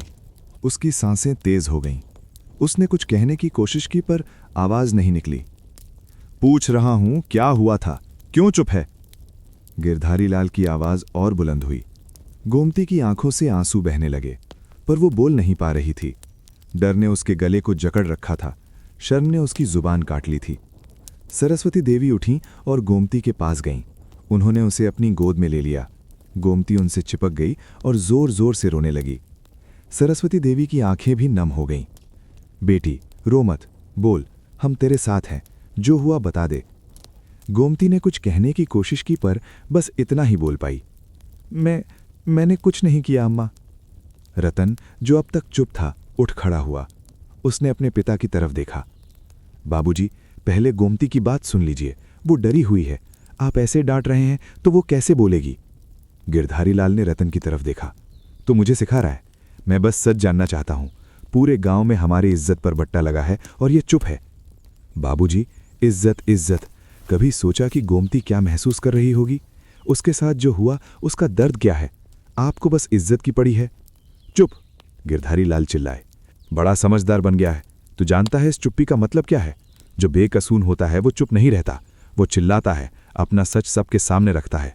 ये चुप्पी ही तो सबसे बड़ा आरोप है। गोमती ने ये सुना तो उसे लगा जैसे उसके सीने में तीर लगा हो। उसने सरस्वती देवी की गोद से सिर उठाया। उसकी आंखों में आंसू थे, पर उनमें एक चमक भी थी, जैसे कुछ कहना चाहती हो। पर फिर वही हुआ, आवाज नहीं निकली। रतन ने गिरधारी लाल की तरफ कदम बढ़ाया। बाबूजी, मैं आपका बेटा हूं, आपका सम्मान करता हूं, पर आज मैं ये कहूंगा कि आप गलत हैं। गोमती बेकसूर है, उसके साथ बदतमीजी हुई है और आप उल्टे उसी पर चिल्ला रहे हैं। गिरधारी लाल के गुस्से की सीमा नहीं रही। उन्होंने छड़ी उठा ली। बोलने दे उसे, चुप्पी क्यों साथ रखी है? अगर सच है उसके साथ तो बोले, हम न्याय करेंगे, पर चुप रहकर वो हम सबको बदनाम करवा रही है। बाबूजी, आपको न्याय करना है तो पहले उसे सुरक्षित महसूस करने दीजिए। वो डरी हुई है, उसके साथ जो हुआ वो भूल नहीं सकती, और आप उसी पर चिल्ला रहे हैं। गिरधारी लाल का हाथ कांप रहा था। तू मेरे सामने ऐसे बोल रहा है? मैं तेरा बाप हूं और मैं उसका पति हूं। मेरा फर्ज है उसकी रक्षा करना, चाहे वो आपके सामने ही क्यों ना हो। पिता पुत्र के बीच ये टकराव देखकर सरस्वती देवी की आंखें भर आईं। उन्होंने बीच में आकर कहा, बस करो दोनों, ये क्या हो रहा है? अपने ही घर में लड़ाई, बाहर दुश्मन है और हम अंदर ही खत्म हो रहे हैं। गिरधारी लाल ने छड़ी नीचे रखी। वो वहीं बैठ गए। रतन ने गोमती की तरफ देखा। वो अब बिलख रही थी, पर कोशिश कर रही थी कुछ कहने की। गोमती ने सरस्वती देवी की गोद से अलग होकर सीधे होने की कोशिश की। उसने गहरी सांस ली। घूंघट के अंदर से उसकी आवाज आई, धीमी, कांपती हुई, पर साफ। बाबूजी, मैं बताना चाहती हूं, पर मुझसे बोला नहीं जाता। हर बार जब बोलने की कोशिश करती हूं तो गला बैठ जाता है। मैं डर जाती हूं। डर लगता है कि कहीं मेरी बात को और तोड़ मरोड़ कर ना पेश किया जाए, कहीं मैं और बदनाम ना हो जाऊं। गिरधारी लाल चुपचाप सुनते रहे। वो दिन मैं नलके से लौट रही थी। रास्ते में मुन्ना मिला। उसने मुझे रोका। पहले बात करनी चाहिए, फिर उसने मेरा हाथ पकड़ लिया। मैं डर गई। घड़ा गिर गया। मैं चिल्लाना चाहती थी, पर आवाज नहीं निकली। तभी फूलवती काकी आ गईं। वो ना आती तो पता नहीं क्या होता। गोमती की आंखों से आंसू बहने लगे, पर अब उसकी आवाज में थोड़ी मजबूती आ रही थी। मैंने फूलवती काकी से कहा था कि किसी को मत बताना, पर उन्होंने बता दिया और अब सारा गांव मुझे बच्चलन कह रहा है। मैंने क्या गलत किया? मैं तो बस पानी भरने गई थी। गिरधारी लाल ने गहरी सांस ली। उनका गुस्सा अब कम हो रहा था। उनकी आंखों में पछतावा झलक रहा था। गोमती, तूने ये बात पहले क्यों नहीं बताई? कैसे बताती बाबूजी? मैंने सोचा चुप रहूंगी तो बात दब जाएगी, पर बात तो आग बनकर फैल गई और अब लोग मुझे ही दोष दे रहे हैं। सरस्वती देवी ने गोमती को फिर से गोद में लिया। बेटी, तूने सबसे बड़ी गलती की चुप रहकर। चुप्पी कभी सच नहीं बोलती, बस सवाल खड़े करती है। तुझे बोलना चाहिए था। मैं अब बोलूंगी अम्मा, अब नहीं डरूंगी। पर क्या करूं कि लोग मुझ पर यकीन करेंगे? वो तो फूलवती काकी की बात मान रहे हैं। रतन उसके पास आया। उसने उसका हाथ पकड़ा। सुन, अब हम सब तेरे साथ हैं। कल चौपाल बुलाएंगे, सामने बैठकर बात करेंगे। तू वहां जाकर सब कुछ बता दे। मैं तेरे साथ हूं। गिरधारी लाल उठ खड़े हुए। वो गोमती के पास आए। पहली बार उन्होंने अपनी बहू को सीधे देखा, भले ही घूंघट के पार, पर आंखों में आंखें डालकर। बेटा, मैं गुस्से में था। गुस्से में इंसान अंधा हो जाता है। मुझे तुझ पर यकीन है। जो तूने बताया मैं मानता हूं। कल हम सब मिलकर उस मुन्ना का मुंह काला करेंगे। तू डर मत, ये घर तेरा है। गोमती की आंखों से आंसू फिर बह निकले, पर ये आंसू दर्द के नहीं, राहत के थे। उसे लगा जैसे उसे सुनने वाला मिल गया। शाम हुई। गोमती रसोई में खाना बना रही थी। सरस्वती देवी ने उसकी मदद की। रतन और गिरधारी लाल आंगन में बैठे थे। पिता पुत्र के बीच थोड़ी शर्मिंदगी थी, पर दिलों में प्यार था। गिरधारी लाल ने कहा, रतन, मैं आज गलत था। गुस्से में बहू पर चिल्लाया, पर उसने मुझे सच सुनाया तो मेरी आंखें खुल गई। बाबूजी, आप न्यायी हैं। गुस्सा सबको आता है, पर आपने मान लिया, यही आपकी बड़ाई है। कल हम चौपाल बुलाएंगे। राम सेवक के मुन्ना का ऐसा सबक सिखाएंगे कि कभी औरत की तरफ देखेगा तो डरेगा। रतन मुस्कुराया। उसने अंदर देखा, जहां गोमती खाना बना रही थी। उसे लगा जैसे आज के तूफान ने उन सबको करीब ला दिया हो। रात हुई। गोमती अपने कमरे में लेटी थी। रतन उसके पास बैठा था। उसने गोमती के सिर पर हाथ फेरा। डरी तो बहुत थी ना? हाँ, पर अब नहीं। कल तुझे सबके सामने बोलना है, हिम्मत है? गोमती ने गहरी सांस ली। उसने अपने घूंघट के अंदर से बाहर देखा। रतन के चेहरे पर भरोसा था, प्यार था और साहस था। हिम्मत है? अब चुप नहीं रहूंगी, चाहे जो हो जाए। रतन मुस्कुराया। यही तो चाहता था मैं। बाहर चांद निकल आया था। आज वो पूरा गोल था, चमकीला। गोमती ने चांद को देखा। उसे याद आया, चंपा ने कहा था कि तेरे अंदर एक ताकत है। आज उसे लगा वो ताकत अब जाग रही है।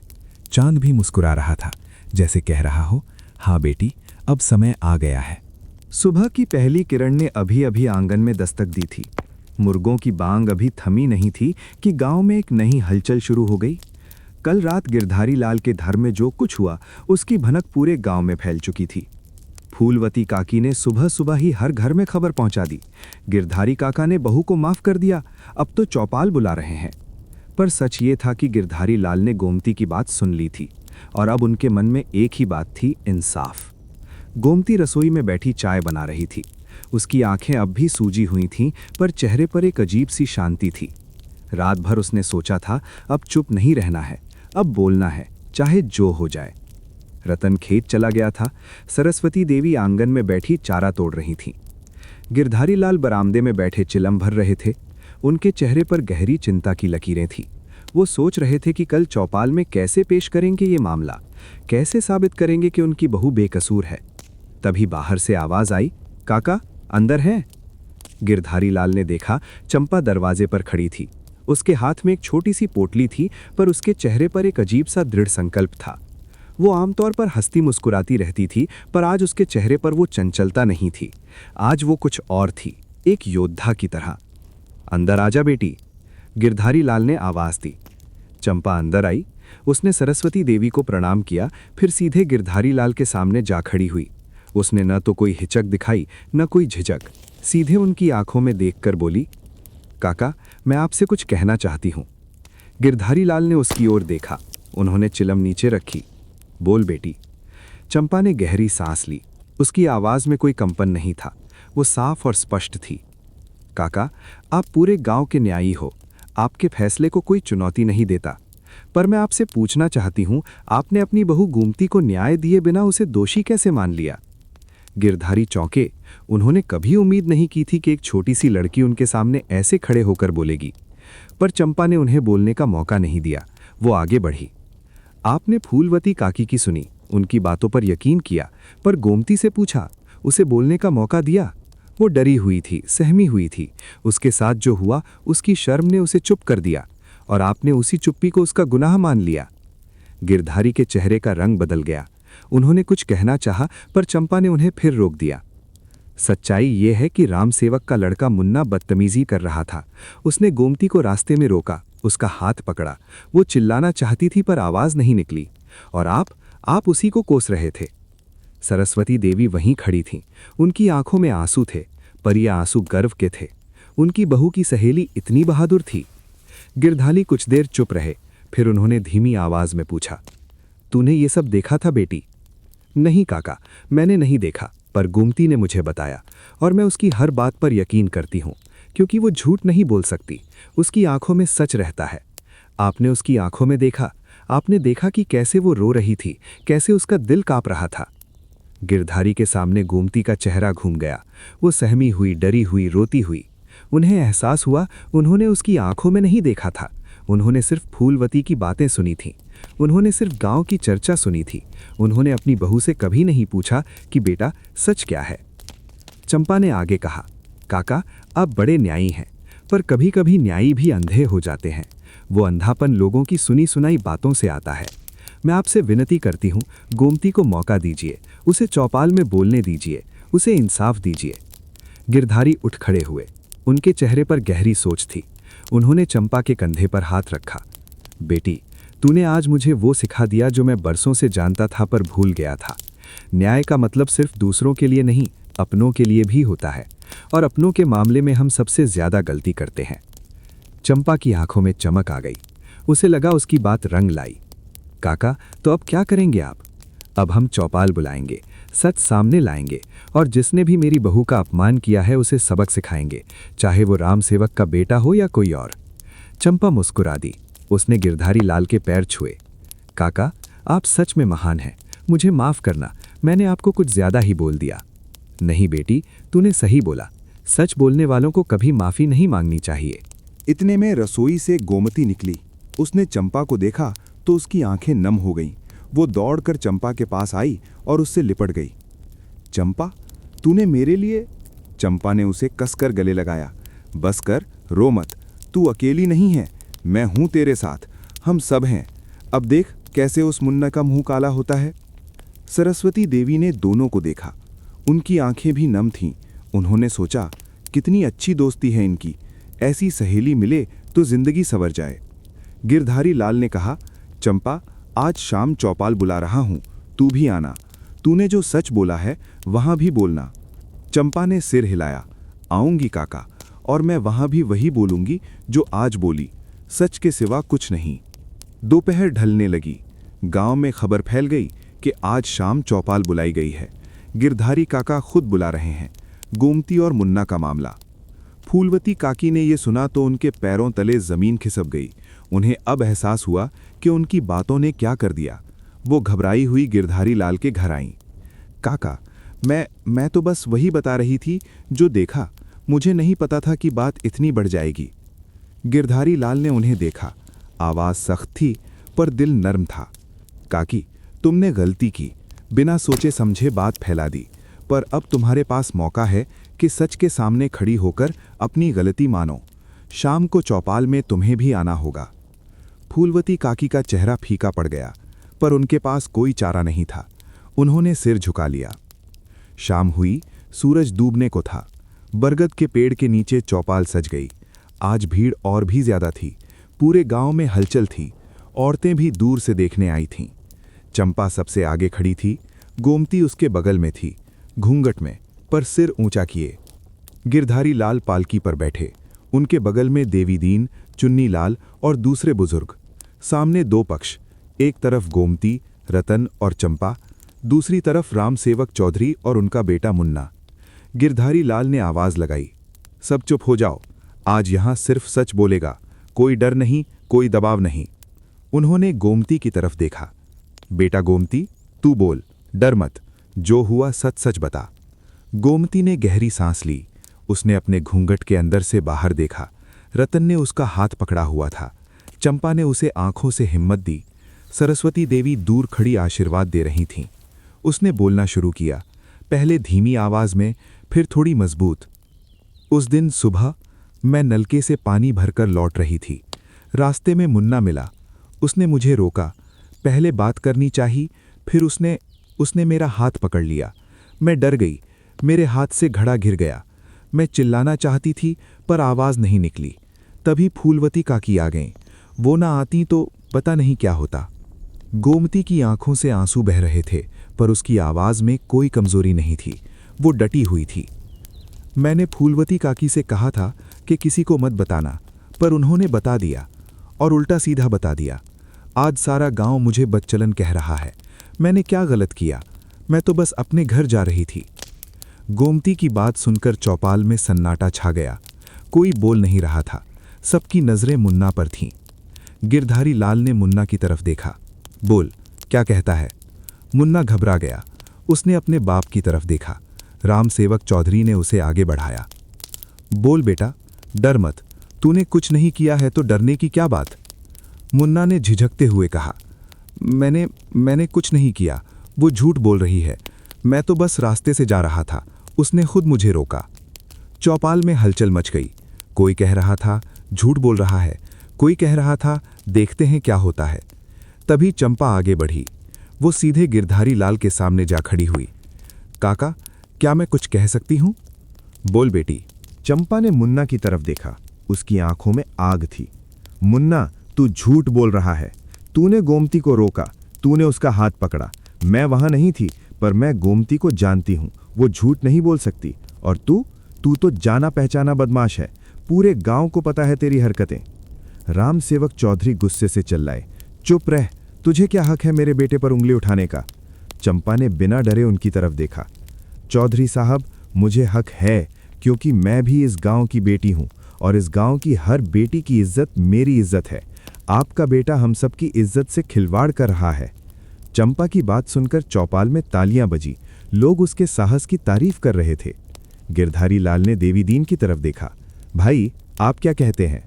देवीदीन ने कहा, गिरधारी, मैंने मुन्ना को कई बार औरतों को तंग करते देखा है, पर किसी ने बोलने की हिम्मत नहीं की।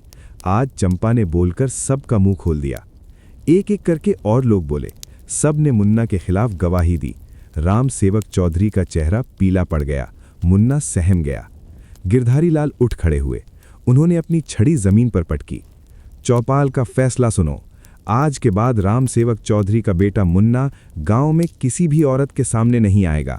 उसे गांव छोड़कर 1 साल के लिए बाहर रहना होगा, और हाँ, गोमती से सार्वजनिक माफी मांगनी होगी।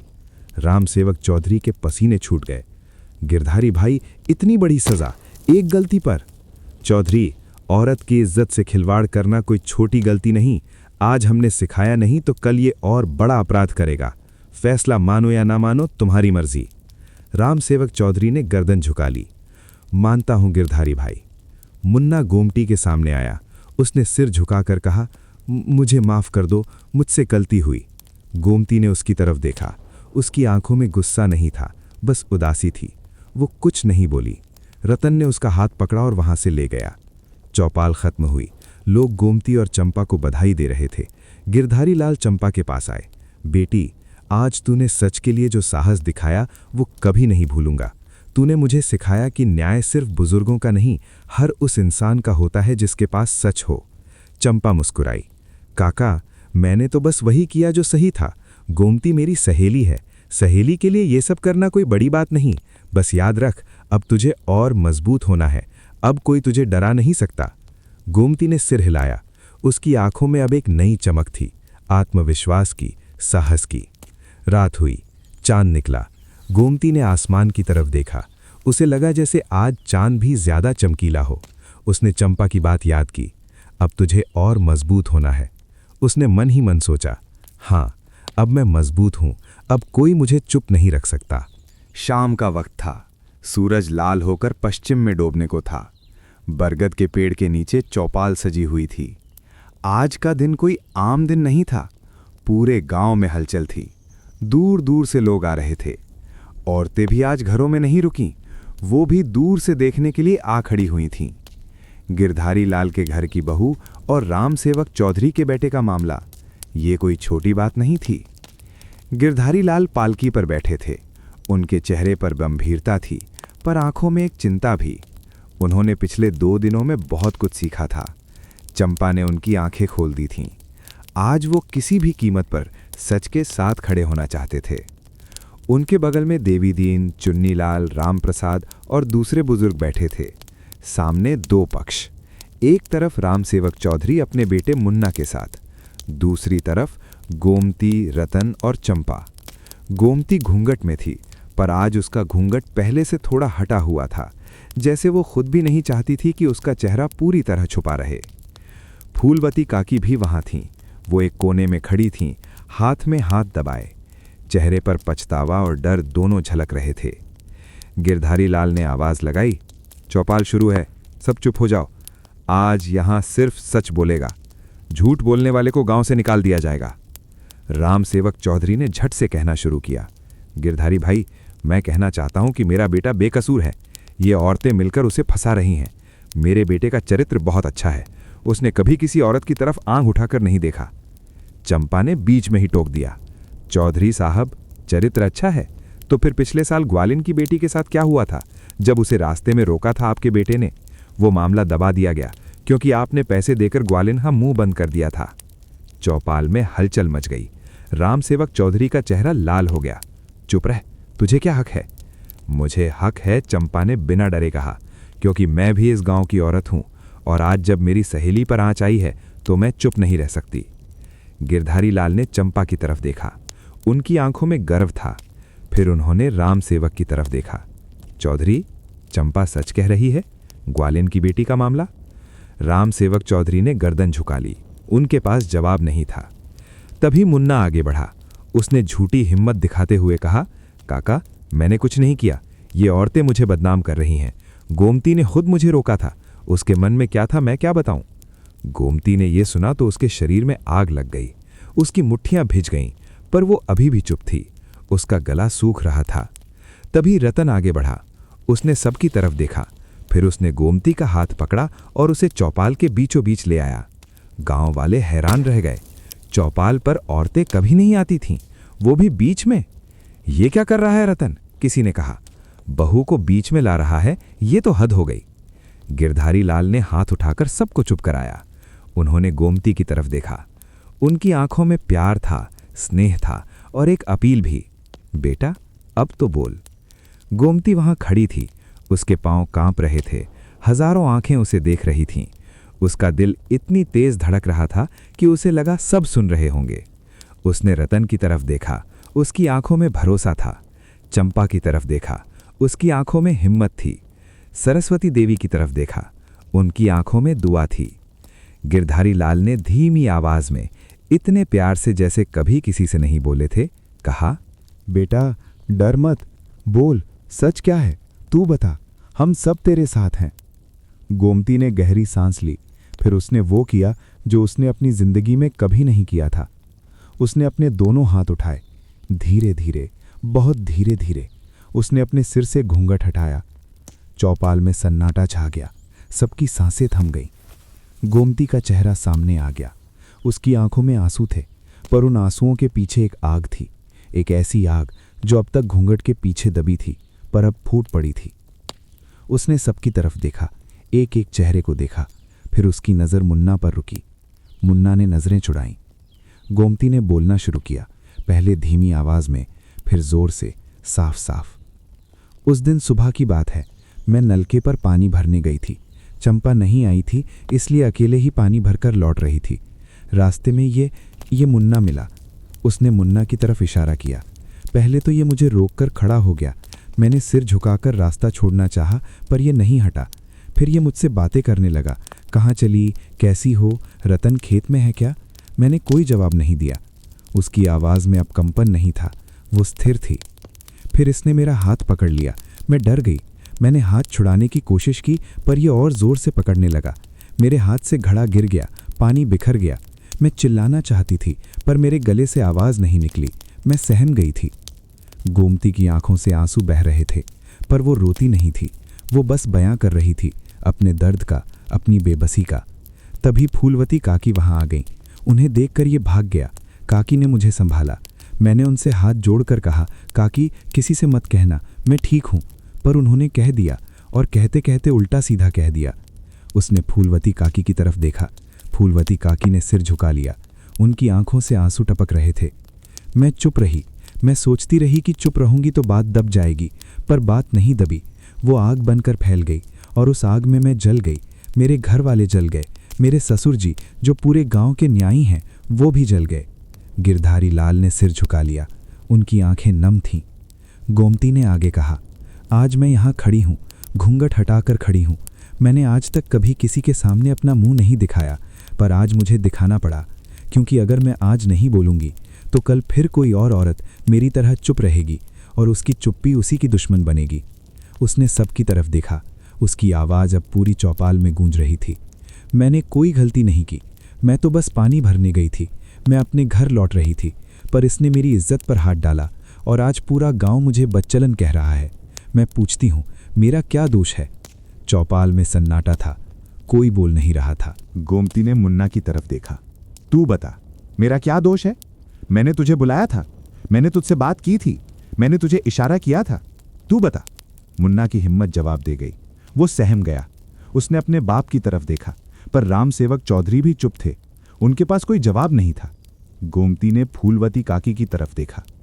काकी, आपने मुझे बचाया था, पर बचाते बचाते मुझे डुबो दिया। आपने बात फैलाई और उल्टा सीधा फैलाई। मैं आपसे नाराज नहीं हूं, पर आपको आज सबके सामने सच बोलना होगा। फूलवती काकी कांपते हुए आगे आईं। उन्होंने गिरधारी लाल की तरफ देखा। काका, मुझसे बड़ी गलती हो गई। गोमगी सच कह रही है। मैंने जो देखा वो बताया, पर उसमें मसाला लगा दिया। मुझे नहीं पता था कि बात इतनी बढ़ जाएगी। मैं माफ़ी चाहती हूँ। गिरधारी लाल ने उनकी तरफ देखा। काकी, माफ़ी का अधिकार सिर्फ गोमती को है। अगर वो माफ़ करे तो ही तुम माफ़ हो सकती हो। फूलवती काकी ने गोमती के सामने हाथ जोड़ दिए। बेटी, मुझे माफ़ कर दे। मैं अंधी हो गई थी। मैंने सोचा नहीं कि मेरी बातों से क्या होगा। गोमती की आंखों से आंसू बह रहे थे। उसने फूलवती काकी का हाथ पकड़ा। काकी, मैं माफ़ करती हूँ, पर याद रखना, अब से किसी औरत के बारे में कुछ भी कहने से पहले सोचना। फूलवती काकी रो पड़ी। वो गोमती से लिपट गईं। अब सबकी नज़रें गिरधारी लाल पर थीं। वो उठ खड़े हुए। उन्होंने अपनी छड़ी जमीन पर पटकी। आवाज़ गरजदार थी। चौपाल का फैसला सुनो। राम सेवक चौधरी का बेटा मुन्ना दोषी है। उसने एक औरत की इज्जत पर हाथ डाला। ये सबसे बड़ा अपराध है। आज से इस गांव में उसका रहना मना है। 1 साल के लिए उसे गांव से बाहर रहना होगा, और जब तक वो लौटेगा तब तक वो गांव की हर औरत से माफ़ी मांग चुका होगा। राम सेवक चौधरी के पैरों तले जमीन खिसक गई। उन्होंने गिड़गिड़ाते हुए कहा, गिरधारी भाई, 1 साल? इतनी बड़ी सजा? चौधरी, तुम्हारे बेटे ने जो किया है उसके लिए ये सजा छोटी है। और हाँ, तुम्हें गोमती को 500 रुपए का हर्जाना देना होगा। ये पैसे नहीं, उसकी इज्जत की कीमत है। और इसके अलावा आज के बाद इस गांव की हर औरत को चौपाल में आने का हक होगा। अगर किसी औरत को कुछ कहना है तो वो यहां आकर बोल सकेगी। चौपाल में तालियां बजीं। औरतें खुशी से झूम उठीं। पहली बार किसी औरत को चौपाल में बोलने का हक मिला था। गिरधारी लाल ने गोमती की तरफ देखा। बेटा, आज तूने न सिर्फ अपनी इज्जत बचाई, बल्कि पूरे गांव की औरतों को आवाज दी। तेरी आवाज की गूंज आज पूरे गांव में फैल गई। गोमती मुस्कुराई। उसके चेहरे पर पहली बार इतनी शांति थी। रतन ने उसका हाथ पकड़ा।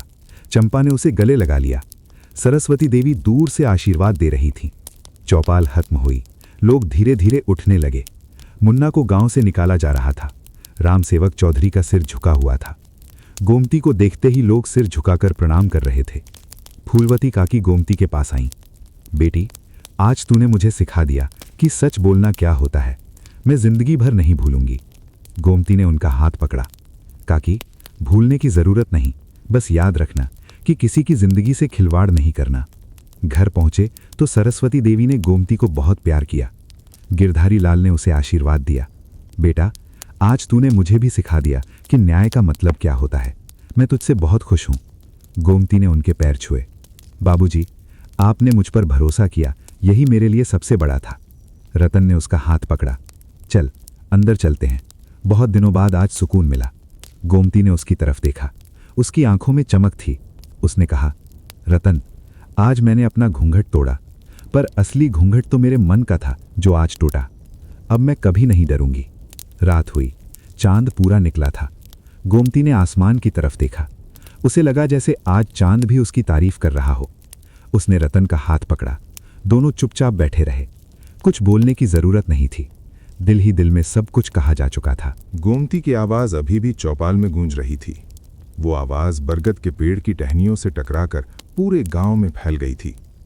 लोग स्तब्ध थे। किसी ने उम्मीद नहीं की थी कि एक नई नवेली बहू जो हमेशा घूंघट में रहती थी, आज खुलकर सबके सामने बोलेगी, और इतने साहस से बोलेगी। चौपाल में मौजूद हर आदमी की नजरें गोमती पर टिकी थीं। वो अब भी बीचों बीच खड़ी थी। उसका घूंघट हट चुका था। उसका चेहरा साफ दिख रहा था। उसकी आंखों से आंसू बह रहे थे, पर उसकी ठुड्डी ऊंची थी। उसके चेहरे पर एक अजीब सी चमक थी, जैसे उसने कोई बड़ी लड़ाई जीत ली हो। गिरधारी लाल उठ खड़े हुए। उन्होंने गोमती की तरफ देखा। उनकी आंखें नम थीं। उन्होंने सोचा, ये औरत जिसे मैंने कभी ठीक से देखा तक नहीं था, आज मुझे न्याय का असली मतलब सिखा गई। उन्होंने अपनी छड़ी जमीन पर पटकी। उसकी आवाज पूरी चौपाल में गूंजी। सब चुप हो गए। सुनो सब। गिरधारी लाल की आवाज गरजदार थी, पर उसमें नरमी भी थी। आज इस चौपाल ने इतिहास रचा है। एक औरत ने अपनी आवाज बुलंद की। उसने सच बोला, और उस सच ने झूठ को मात दी। उन्होंने राम सेवक चौधरी की तरफ देखा। राम सेवक चौधरी वहीं बैठे थे, सिर झुकाए। उनके चेहरे पर शर्म साफ झलक रही थी। उनका बेटा मुन्ना दोषी करार दिया जा चुका था। उनकी इज्जत मिट्टी में मिल गई थी। चौधरी, तुम्हारा बेटा सजा पा चुका है, पर आज मैं एक और फैसला सुनाना चाहता हूं। सबकी नजरें गिरधारी लाल पर टिक गईं। क्या नया फैसला आ रहा है? आज से इस गांव में कोई औरत घूंघट में कैद नहीं रहेगी। उसे बोलने का पूरा हक है। वो चाहे तो चौपाल में आ सकती है, वो चाहे तो अपनी बात रख सकती है। हमारे गांव की हर औरत को ये अधिकार होगा। चौपाल में सन्नाटा छा गया। फिर एक एक करके लोग तालियां बजाने लगे, पहले धीरे धीरे, फिर जोर से। तालियों की आवाज पूरे गांव में गूंजने लगी। देवी दीन ने कहा, गिरधारी, तुमने बहुत बड़ा कदम उठाया है। आज तक हमारे गांव में किसी ने ऐसा नहीं सोचा था। चुन्नीलाल ने कहा, यह फैसला आने वाली पीढ़ियों को याद रहेगा। सरस्वती देवी दूर खड़ी थीं। उनकी आंखों से खुशी के आंसू बह रहे थे। उन्होंने अपनी बहू को देखा। वो गोमती जो कुछ दिन पहले तक घूंघट में सिमटी रहती थी, आज पूरी चौपाल की नायिका बन गई थी। उन्हें गर्व था। गर्व था अपनी बहू पर, गर्व था अपने पति पर, और गर्व था अपने बेटे पर जिसने गोमती का साथ दिया। चंपा तो खुशी से उछल पड़ी। वो दौड़कर गोमती के पास गई और उससे लिपट गई। गोमती, तूने कमाल कर दिया। तूने सब कुछ चुप कर दिया। तूने अपनी आवाज से पूरी चौपाल को गूंज से भर दिया। गोमती मुस्कुराई। उसने चंपा को कसकर गले लगाया। तूने ही तो मुझे हिम्मत दी थी चंपा। तू न होती तो मैं कभी नहीं बोल पाती। चंपा की आंखों में भी आंसू थे। तेरे अंदर ही ताकत थी, मैंने तो बस उसे दिखाने में मदद की। तभी भोलाराम आगे बढ़ा। उसने मजाकिया अंदाज में कहा, अरे वाह रे गोमती भाभी, तूने तो आज चौपाल की गूंज को भी मात दे दी। हम तो सोचते थे चौपाल की गूंज सबसे ऊंची होती है, पर आज तो पता चला कि तेरी आवाज के सामने वो भी फीकी है। सब हंस पड़े। गोमती शर्मा गई, पर उसकी शर्म में अब डर नहीं था, बस एक सुखद एहसास था। रतन ने भोलाराम के कंधे पर हाथ रखा। यार, तू हर जगह मजाक ही ढूंढ लेता है। मजाक नहीं भैया, सच कह रहा हूं। आज के बाद इस गांव में 2 तरह की गूंजें होंगी, एक चौपाल की और एक औरतों की, और मुझे लगता है औरतों वाली गूंज ज्यादा ताकतवर होगी। सब फिर हंसे। माहौल हल्का हो गया था। फूलवती काकी अब भी एक कोने में खड़ी थीं। उनका चेहरा पछतावे से भरा था। वो धीरे धीरे आगे बढ़ीं। उनके पांव कांप रहे थे। वो गिरधारी लाल के पास गईं। काका, मैं माफ़ी मांगना चाहती हूँ। गिरधारी लाल ने उनकी तरफ देखा। माफ़ी मुझसे नहीं, गोमती से मांगो। फूलवती काकी गोमती के पास गईं। उनके हाथ जोड़ दिए। आवाज़ भर्रा गई थी। बेटी, मुझे माफ़ कर दे। मैं अंधी हो गई थी। मैंने बिना सोचे समझे बातें फैला दी। तुझे बहुत तकलीफ हुई होगी। मैं जिंदगी भर पछताती रहूंगी। गोमती ने उनके हाथ पकड़ लिए। उसकी आंखों में दया थी, गुस्सा नहीं। काकी, मैंने कहा ना, मैं माफ़ कर चुकी हूं, पर एक वादा करो, अब से किसी औरत के बारे में बिना सोचे समझे कुछ मत कहना, और अगर कभी किसी औरत को तकलीफ में देखो तो उसकी मदद करना, उसकी बदनामी नहीं। फूलवती काकी रो पड़ी। उन्होंने गोमती को गले लगा लिया। बेटी, तू तो देवी है। तूने मुझे सिखा दिया कि इंसानियत क्या होती है। इसी बीच वहां मौजूद औरतें भी आगे बढ़ने लगीं। पहले तो वो दूर से देख रही थीं, पर अब उनका हौसला बढ़ गया था। एक एक करके वो गोमती के पास आ रही थीं। कोई उसे छूकर आशीर्वाद ले रहा था, कोई उसके सिर पर हाथ रख रहा था। ग्वालिन की बेटी, जिसके साथ मुन्ना ने पहले भी बदतमीजी की थी, वो भी वहां थी। वो गोमती के पास आई। उसकी आंखों में कृतज्ञता थी। गोमती दीदी, आज तूने मेरा भी दर्द बयां कर दिया। मैं उस दिन चुप रह गई थी, पैसे लेकर चुप हो गई थी, पर आज तूने बोलकर मुझे भी हिम्मत दे दी। गोमती ने उसका हाथ पकड़ा। बहन, अब से हम सब साथ हैं, कोई अकेली नहीं होगी। गिरधारी लाल ने ये सब देखा। उनके चेहरे पर संतोष था। उन्होंने सरस्वती देवी को इशारा किया। सरस्वती देवी उनके पास आईं। लगता है हमारी बहू ने सिर्फ अपनी नहीं, पूरे गांव की औरतों की जिंदगी बदल दी। सरस्वती देवी मुस्कुराईं। मैंने तो पहले ही कहा था, इस बहू में कुछ खास है। चौपाल खत्म हुई तो रात हो चुकी थी। लोग घर जाने लगे। राम सेवक चौधरी उठे। वो गिरधारी लाल के पास आए। उनके चेहरे पर अब घमंड नहीं, नम्रता थी। गिरधारी भाई, आज तुमने मुझे सबक सिखा दिया। मैं बड़ा जमींदार समझता था अपने आप को, पर आज समझ में आया कि असली बड़ाई जमीन से नहीं, इंसानियत से होती है। मैं अपने बेटे को लेकर जा रहा हूं, उसे सबक मिल गया। गिरधारी लाल ने उनके कंधे पर हाथ रखा। चौधरी, कोई बात नहीं, बस अपने बेटे को सिखाना कि औरत की इज्जत क्या होती है, बाकी सब ठीक हो जाएगा। राम सेवक चौधरी वहां से चले गए। मुन्ना सिर झुकाए उनके पीछे पीछे गया। अब चौपाल में सिर्फ गिरधारी लाल, रतन, गोमती, चंपा और भोलाराम बचे थे। सरस्वती देवी भी वहीं थीं। चंपा ने कहा, चलो आज बड़ी जीत हुई है, घर पर जश्न मनाते हैं। भोलाराम ने कहा, जश्न? मुझे भी बुला लो, मैं खाली हाथ नहीं आऊँगा, अपने साथ हंसी लाऊंगा। रतन हंसा, तू आ ही जा, तेरे बिना अधूरा है जश्न। सब घर की तरफ चल दिए। रास्ते में चांदनी बिखरी थी। गोमती ने ऊपर देखा, चांद आज पूरा गोल था, चमकीला। उसे लगा जैसे चांद भी उसकी तारीफ कर रहा हो। घर पहुंचे तो सरस्वती देवी ने खूब मिठाई बनाई। गोमती ने उनकी मदद की। रतन और भोलाराम आंगन में बैठे बातें कर रहे थे। गिरधारी लाल बरामदे में बैठे चिनम भर रहे थे।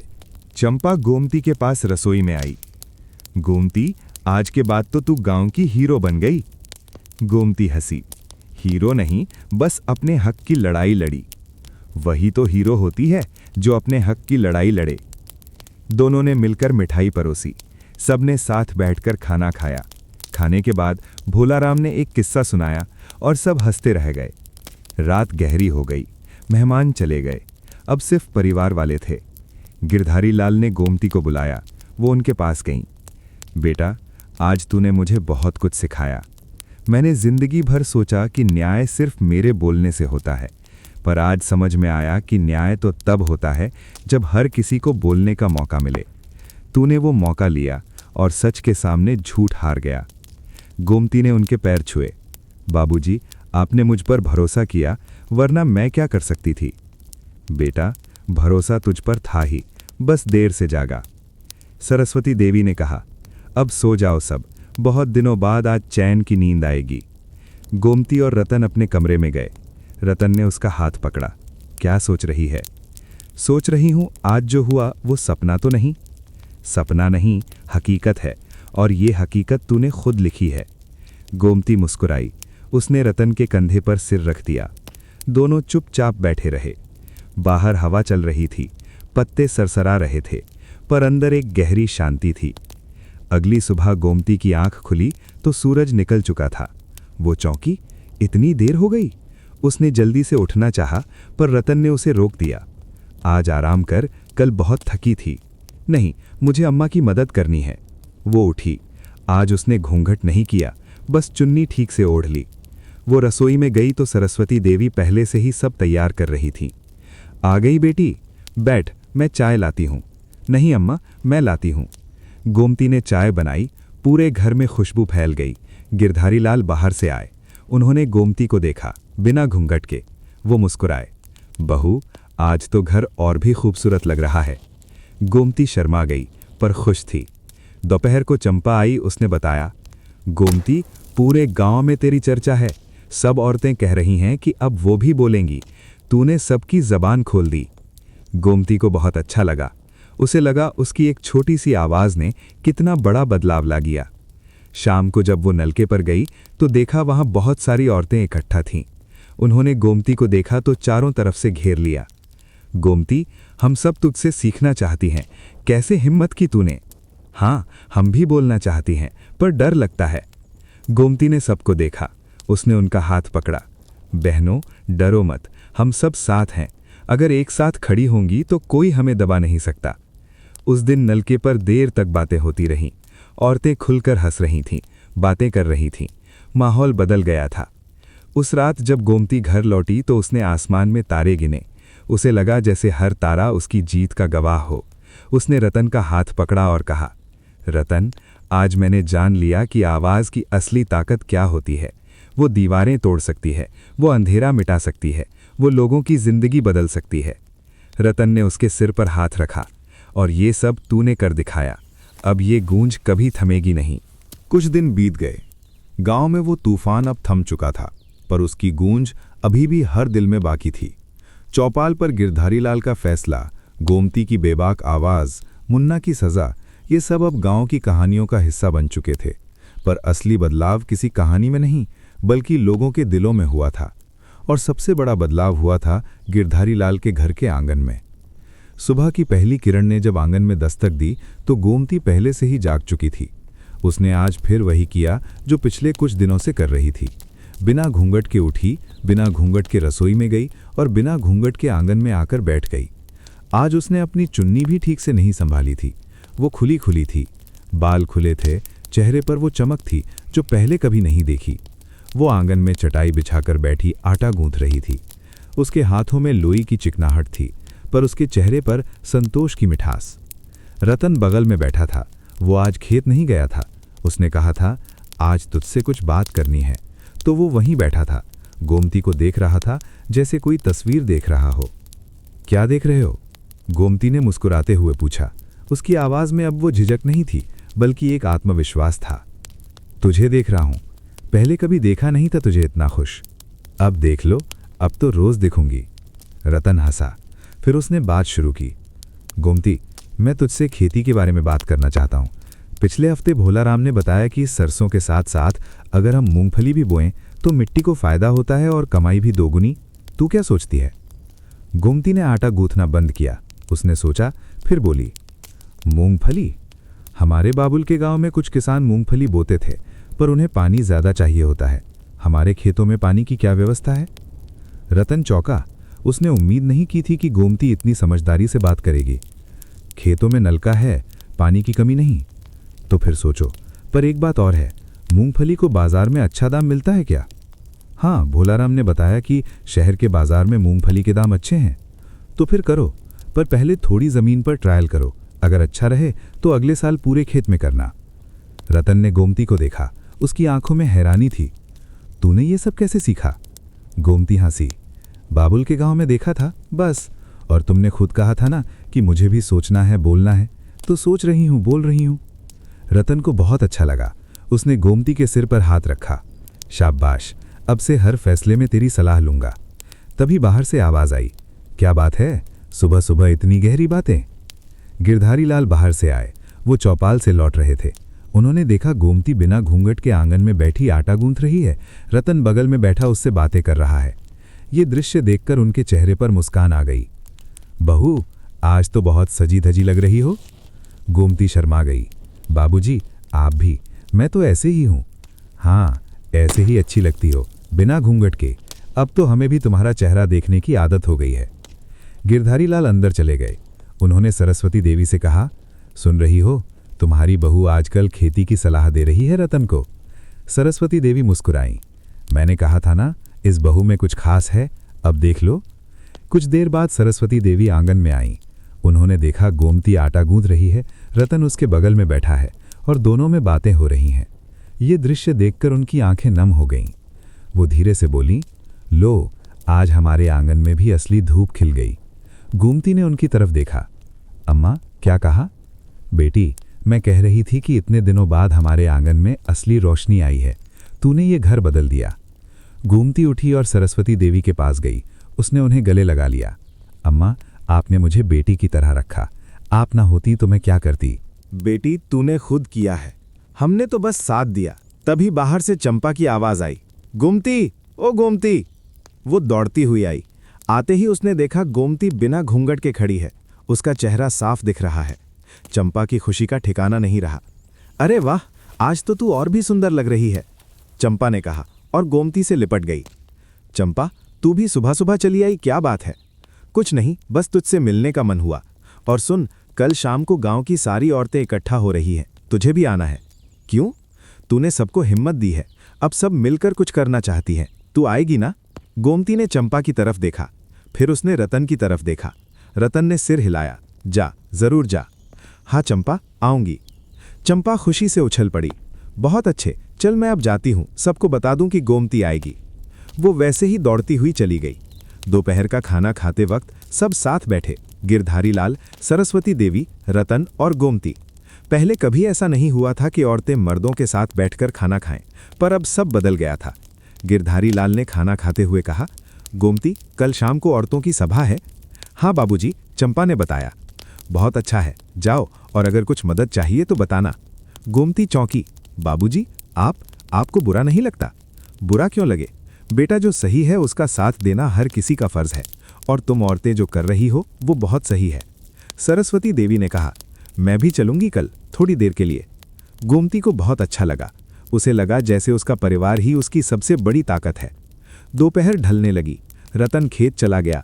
गोमती ने बर्तन मांजे, घर साफ किया। फिर वो आंगन में बैठ गई। सरस्वती देवी उसके पास आकर बैठ गईं। बेटी, तुझे पता है, मैंने भी कभी सपना देखा था कि मैं भी कुछ करूं, पर उस जमाने में औरतों के लिए बहुत मुश्किल था। तूने वो कर दिखाया जो मैं नहीं कर पाई। गोमती ने सरस्वती देवी का हाथ पकड़ा। अम्मा, आपने मुझे जो सिखाया वही तो मैंने किया। आप मेरी असली गुरु हैं। सरस्वती देवी की आंखें नम हो गईं। उन्होंने गोमती को गले लगा लिया। शाम हुई। रतन खेत से लौटा। उसके हाथ में कुछ था, एक छोटा सा पौधा। गोमती, ये ले, तेरे लिए। ये क्या है? गुलाब का पौधा, आंगन में लगा देंगे। तू रोज देखेगी खिलता हुआ, जैसे तू खिली है वैसे ही। गोमती की आंखें भर आईं। उसने पौधा लिया और आंगन के एक कोने में लगा दिया। रतन ने उसमें पानी डाला। अब ये हमारा पौधा है, साथ में लगाया, साथ में सींचेंगे। गोमती मुस्कुराई। उसे लगा जैसे उसकी जिंदगी में अब सब कुछ सही जगह पर आ गया हो। रात हुई। खाना खाकर सब बरामदे में बैठे थे। चांद निकला था, पूरा गोल। गोमती ने आसमान की तरफ देखा। रतन ने पूछा, क्या सोच रही हो? सोच रही हूं कितना कुछ बदल गया। वो दिन जब मैं पहली बार इस घर में आई थी, कितनी बरी हुई थी। सब कुछ अनजाना था। घूंघट में मुंह छुपाए चुपचाप रहती थी। और आज तू पूरे गांव की आवाज बन गई। गोमती ने रतन की तरफ देखा। ये सब तुम्हारी वजह से हुआ। तुमने मुझ पर भरोसा किया, मुझे बोलने का हौसला दिया। गोमती, मैंने तो बस वो किया जो एक पति को करना चाहिए। असली काम तो तूने किया। दोनों चुपचाप बैठे रहे। चांदनी बिखरी हुई थी। हवा धीरे धीरे चल रही थी। उस हवा में एक सुगंध थी, नई शुरुआत की, नई उम्मीद की। अगली सुबह गोमती की आंख खुली तो सूरज निकल चुका था। वो उठी। आज फिर उसने घूंघट नहीं किया। वो आंगन में आई तो देखा, कल लगाया गुलाब का पौधा हरा भरा था। उस पर एक छोटी सी कली लगी थी। देखो रतन, कली आ गई। रतन भी आ गया। उसने देखा तो मुस्कुराया। बहुत जल्दी खिलेगी, तेरी तरह। गोमती हंसी। वो आटा गूंथने बैठ गई। रतन फिर उसके बगल में बैठ गया। आज फिर बात करनी है खेती की। भोलाराम कह रहा था कि सरसों की फसल अच्छी होगी। तू क्या कहती है? सरसों अच्छी है, पर हमें यह भी देखना है कि बाजार में दाम क्या है। अगर दाम कम हुए तो सरसों से ज़्यादा फायदा नहीं। तो क्या करें?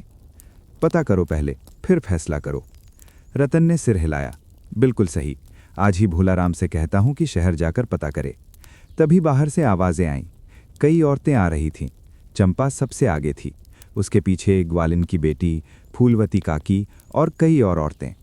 गोमती, हम सब आ गए, चल शाम की तैयारी करनी है। गोमती उठी। क्या तैयारी? अरे, आज शाम को सभा है। हम सब मिलकर कुछ पकाएंगे, मिठाई बनाएंगे, जश्न मनाएंगे। गोमती ने रतन की तरफ देखा। रतन ने सिर हिलाया। जा, तू जा, मैं खेत चला जाता हूँ। गोमती औरतों के साथ रसोई में चली गई। वहाँ खूब हंसी मजाक हुआ। फूलवती काकी ने अपनी कहानियाँ सुनाई। ग्वालिन की बेटी ने गाना गाया। चंपा तो सबको हंसाती ही रही। शाम हुई। गांव के मंदिर के पास बड़ा सा पंडाल लगा था। सारी औरतें इकट्ठा हुईं। बच्चे भी आए थे। गिरधारी लाल और दूसरे बुजुर्ग भी दूर से देख रहे थे। गोमती ने सबको संबोधित किया। उसकी आवाज़ में अब वो डर नहीं था, बल्कि एक नेतृत्व था। बहनों, हम सब ने मिलकर दिखा दिया कि अगर हम एक साथ हैं तो कोई हमें दबा नहीं सकता। आज के बाद हम सब मिलकर चलेंगी, एक दूसरे का साथ देंगी। किसी भी बहन पर मुसीबत आए तो हम सब साथ खड़े होंगी। सबने तालियां बजाईं। चंपा ने कहा, हाँ, अब हम सब एक हैं। उस रात देर तक चर्चा होती रही। औरतों ने मिलकर तय किया कि वे एक समूह बनाएंगी। हर महीने मिलेंगी, अपनी बातें रखेंगी, गांव के विकास में भी हाथ बटाएंगी। जब गोमती घर लौटी तो रात काफ़ी हो चुकी थी। रतन उसका इंतज़ार कर रहा था। बहुत अच्छा हुआ। हाँ, बहुत अच्छा। सबने मिलकर तय किया है कि अब हम एक समूह बनाएंगे। बहुत अच्छा, मुझे गर्व है तुझ पर। गोमती ने उसके कंधे पर सिर रखा। रतन, शुक्रिया। किस बात का? सबका। मुझे समझने का, मेरा साथ देने का, मुझे बोलने का हौसला देने का। रतन ने उसके सिर पर हाथ फेरा। गोमती, तूने खुद किया है, मैं तो बस एक सहारा था। अगली सुबह फिर वही दृश्य था। गोमती आंगन में बैठी आटा गूंथ रही थी। रतन बगल में बैठा था। गुलाब का पौधा बड़ा हो गया था। उस पर कई कलियां आ गई थीं। गिरधारी लाल बाहर से आए। उन्होंने देखा तो मुस्कुराए। रोज़ यही नज़ारा दिखता है, पर रोज़ अच्छा लगता है। सरस्वती देवी ने कहा, यही तो असली घर है, जहाँ सब खुश हों, जहाँ सब साथ हों। चंपा फिर दौड़ती हुई आई। गोमती, कल फिर मिलना है, सब तैयार हैं। गोमती मुस्कुराई। हाँ, आऊँगी, अब तो रोज़ ही मिलेंगी। चंपा खुशी से उछल पड़ी। वो वैसे ही दौड़ती हुई चली गई। उस दिन शाम को जब सूरज डूब रहा था, गोमती ने आसमान की तरफ देखा। उसे लगा जैसे आज का सूरज भी पहले से ज्यादा चमकीला था। उसने रतन का हाथ पकड़ा। दोनों चुपचाप खड़े रहे। आंगन में गुलाब की एक कली खिल गई थी। उसकी खुशबू पूरे आंगन में फैल गई थी। गोमती ने धीरे से कहा, रतन, आज मैं सच में खुश हूं। रतन ने उसका हाथ और कसकर पकड़ा। मैं भी। उपसंहार। कहानी यहीं खत्म नहीं होती, ये तो एक शुरुआत थी। गोमती की आवाज़ की गूंज अब पूरे गांव में फैल चुकी थी। अब औरतें खुलकर हंसती थीं, खुलकर बोलती थीं। चौपाल पर अब औरतें भी आती थीं, अपनी बात रखती थीं। गिरधारी लाल का फैसला सुनने वाले अब सिर्फ मर्द नहीं थे, औरतें भी थीं। राम सेवक चौधरी का बेटा मुन्ना अब भी गांव से बाहर था। कहते हैं कि उसे अपनी गलती का एहसास हो गया था। वो 1 साल बाद लौटेगा, पर अब वो कोई शरारत नहीं करेगा। फूलवती काकी अब किसी के बारे में बिना सोचे समझे नहीं बोलती थीं। वो अक्सर गोमती के पास आती थीं, उससे सलाह लेती थीं। उनकी जुबान पर अब मसाला नहीं, सच होता था। चंपा तो वही थी, चंचल, हंसमुख, पर अब उसकी चंचलता में एक गंभीरता भी आ गई थी। वो औरतों के समूह की मुखिया बन गई थी। भोलाराम अब भी मजाक करता था, पर उसके मजाक में अब औरतों के प्रति सम्मान होता था। वो अक्सर कहता, हमारी गोमती भानी ने तो हम सबको बदल दिया। सरस्वती देवी अब बहुत खुश रहती थीं। उनकी बहू अब उनकी बेटी बन गई थी। दोनों मिलकर रसोई संभालती थीं, घर संभालती थीं और साथ में बैठकर गप्पे भी मारती थीं। गिरधारी लाल अब भी चौपाल पर बैठते थे, पर अब वो पहले से ज़्यादा नर्म हो गए थे। उनकी आवाज़ की गूंज अब पूरे गांव में फैलती थी, पर अब उस गूंज में औरतों की आवाज़ भी शामिल होती थी। और रतन, वो तो बस गोमती को देखकर मुस्कुराता रहता था। उसकी गोमती अब सिर्फ उसकी पत्नी नहीं थी, बल्कि उसकी सबसे अच्छी दोस्त थी, उसकी सलाहकार थी, उसकी ताकत थी। गोमती ने उस दिन सिर्फ अपना घूंघट नहीं तोड़ा था, उसने पूरे गांव की औरतों की जंजीरें तोड़ दी थीं। उसकी आवाज़ की गूंज अब हर आंगन, हर चौपाल, हर दिल में बस गई थी। गांव की औरतें अब खुलकर हंसती थीं, खुलकर बोलती थीं। चौपाल पर अब उनकी भी जगह थी। गिरधारी लाल का फैसला सुनने वालों में अब बहू बेटियां भी शामिल थीं। रतन और गोमती ने मिलकर खेती को नई दिशा दी। चंपा औरतों के समूह की अध्यक्षा बनी। फूलवती काकी अब किसी की बदनामी नहीं करती, बल्कि मुसीबत में औरतों के साथ खड़ी रहती हैं। मुन्ना सजा पाकर बदल गया और राम सेवक चौधरी का घमंड मिट्टी में मिल गया। गोमती के आंगन में लगा गुलाब का पौधा अब बड़ा पेड़ बन गया था। हर सुबह वो बिना घूंघट के उसी पेड़ के नीचे बैठती, औरतों की सुनती, उन्हें हिम्मत देती। एक दिन एक छोटी लड़की दौड़ती हुई आई। गोमती दीदी, मैं बड़ी होकर आपके जैसी बनना चाहती हूँ। गोमती की आंखें भर आईं। उसने बच्ची को गले लगाते हुए कहा, बेटी, तुम मुझसे भी आगे जाएगी, बस याद रखना, कभी चुप मत रहना, अपनी आवाज़ को हमेशा बुलंद रखना। घूंघट तो सिर्फ एक कपड़ा था, असली गूंज तो उस आवाज़ की थी जिसने पूरे गांव को जगा दिया। और अब ये गूंज कभी थमेगी नहीं। ये अब हर उस औरत के दिल में है जो अपनी हक के लिए लड़ना चाहती है।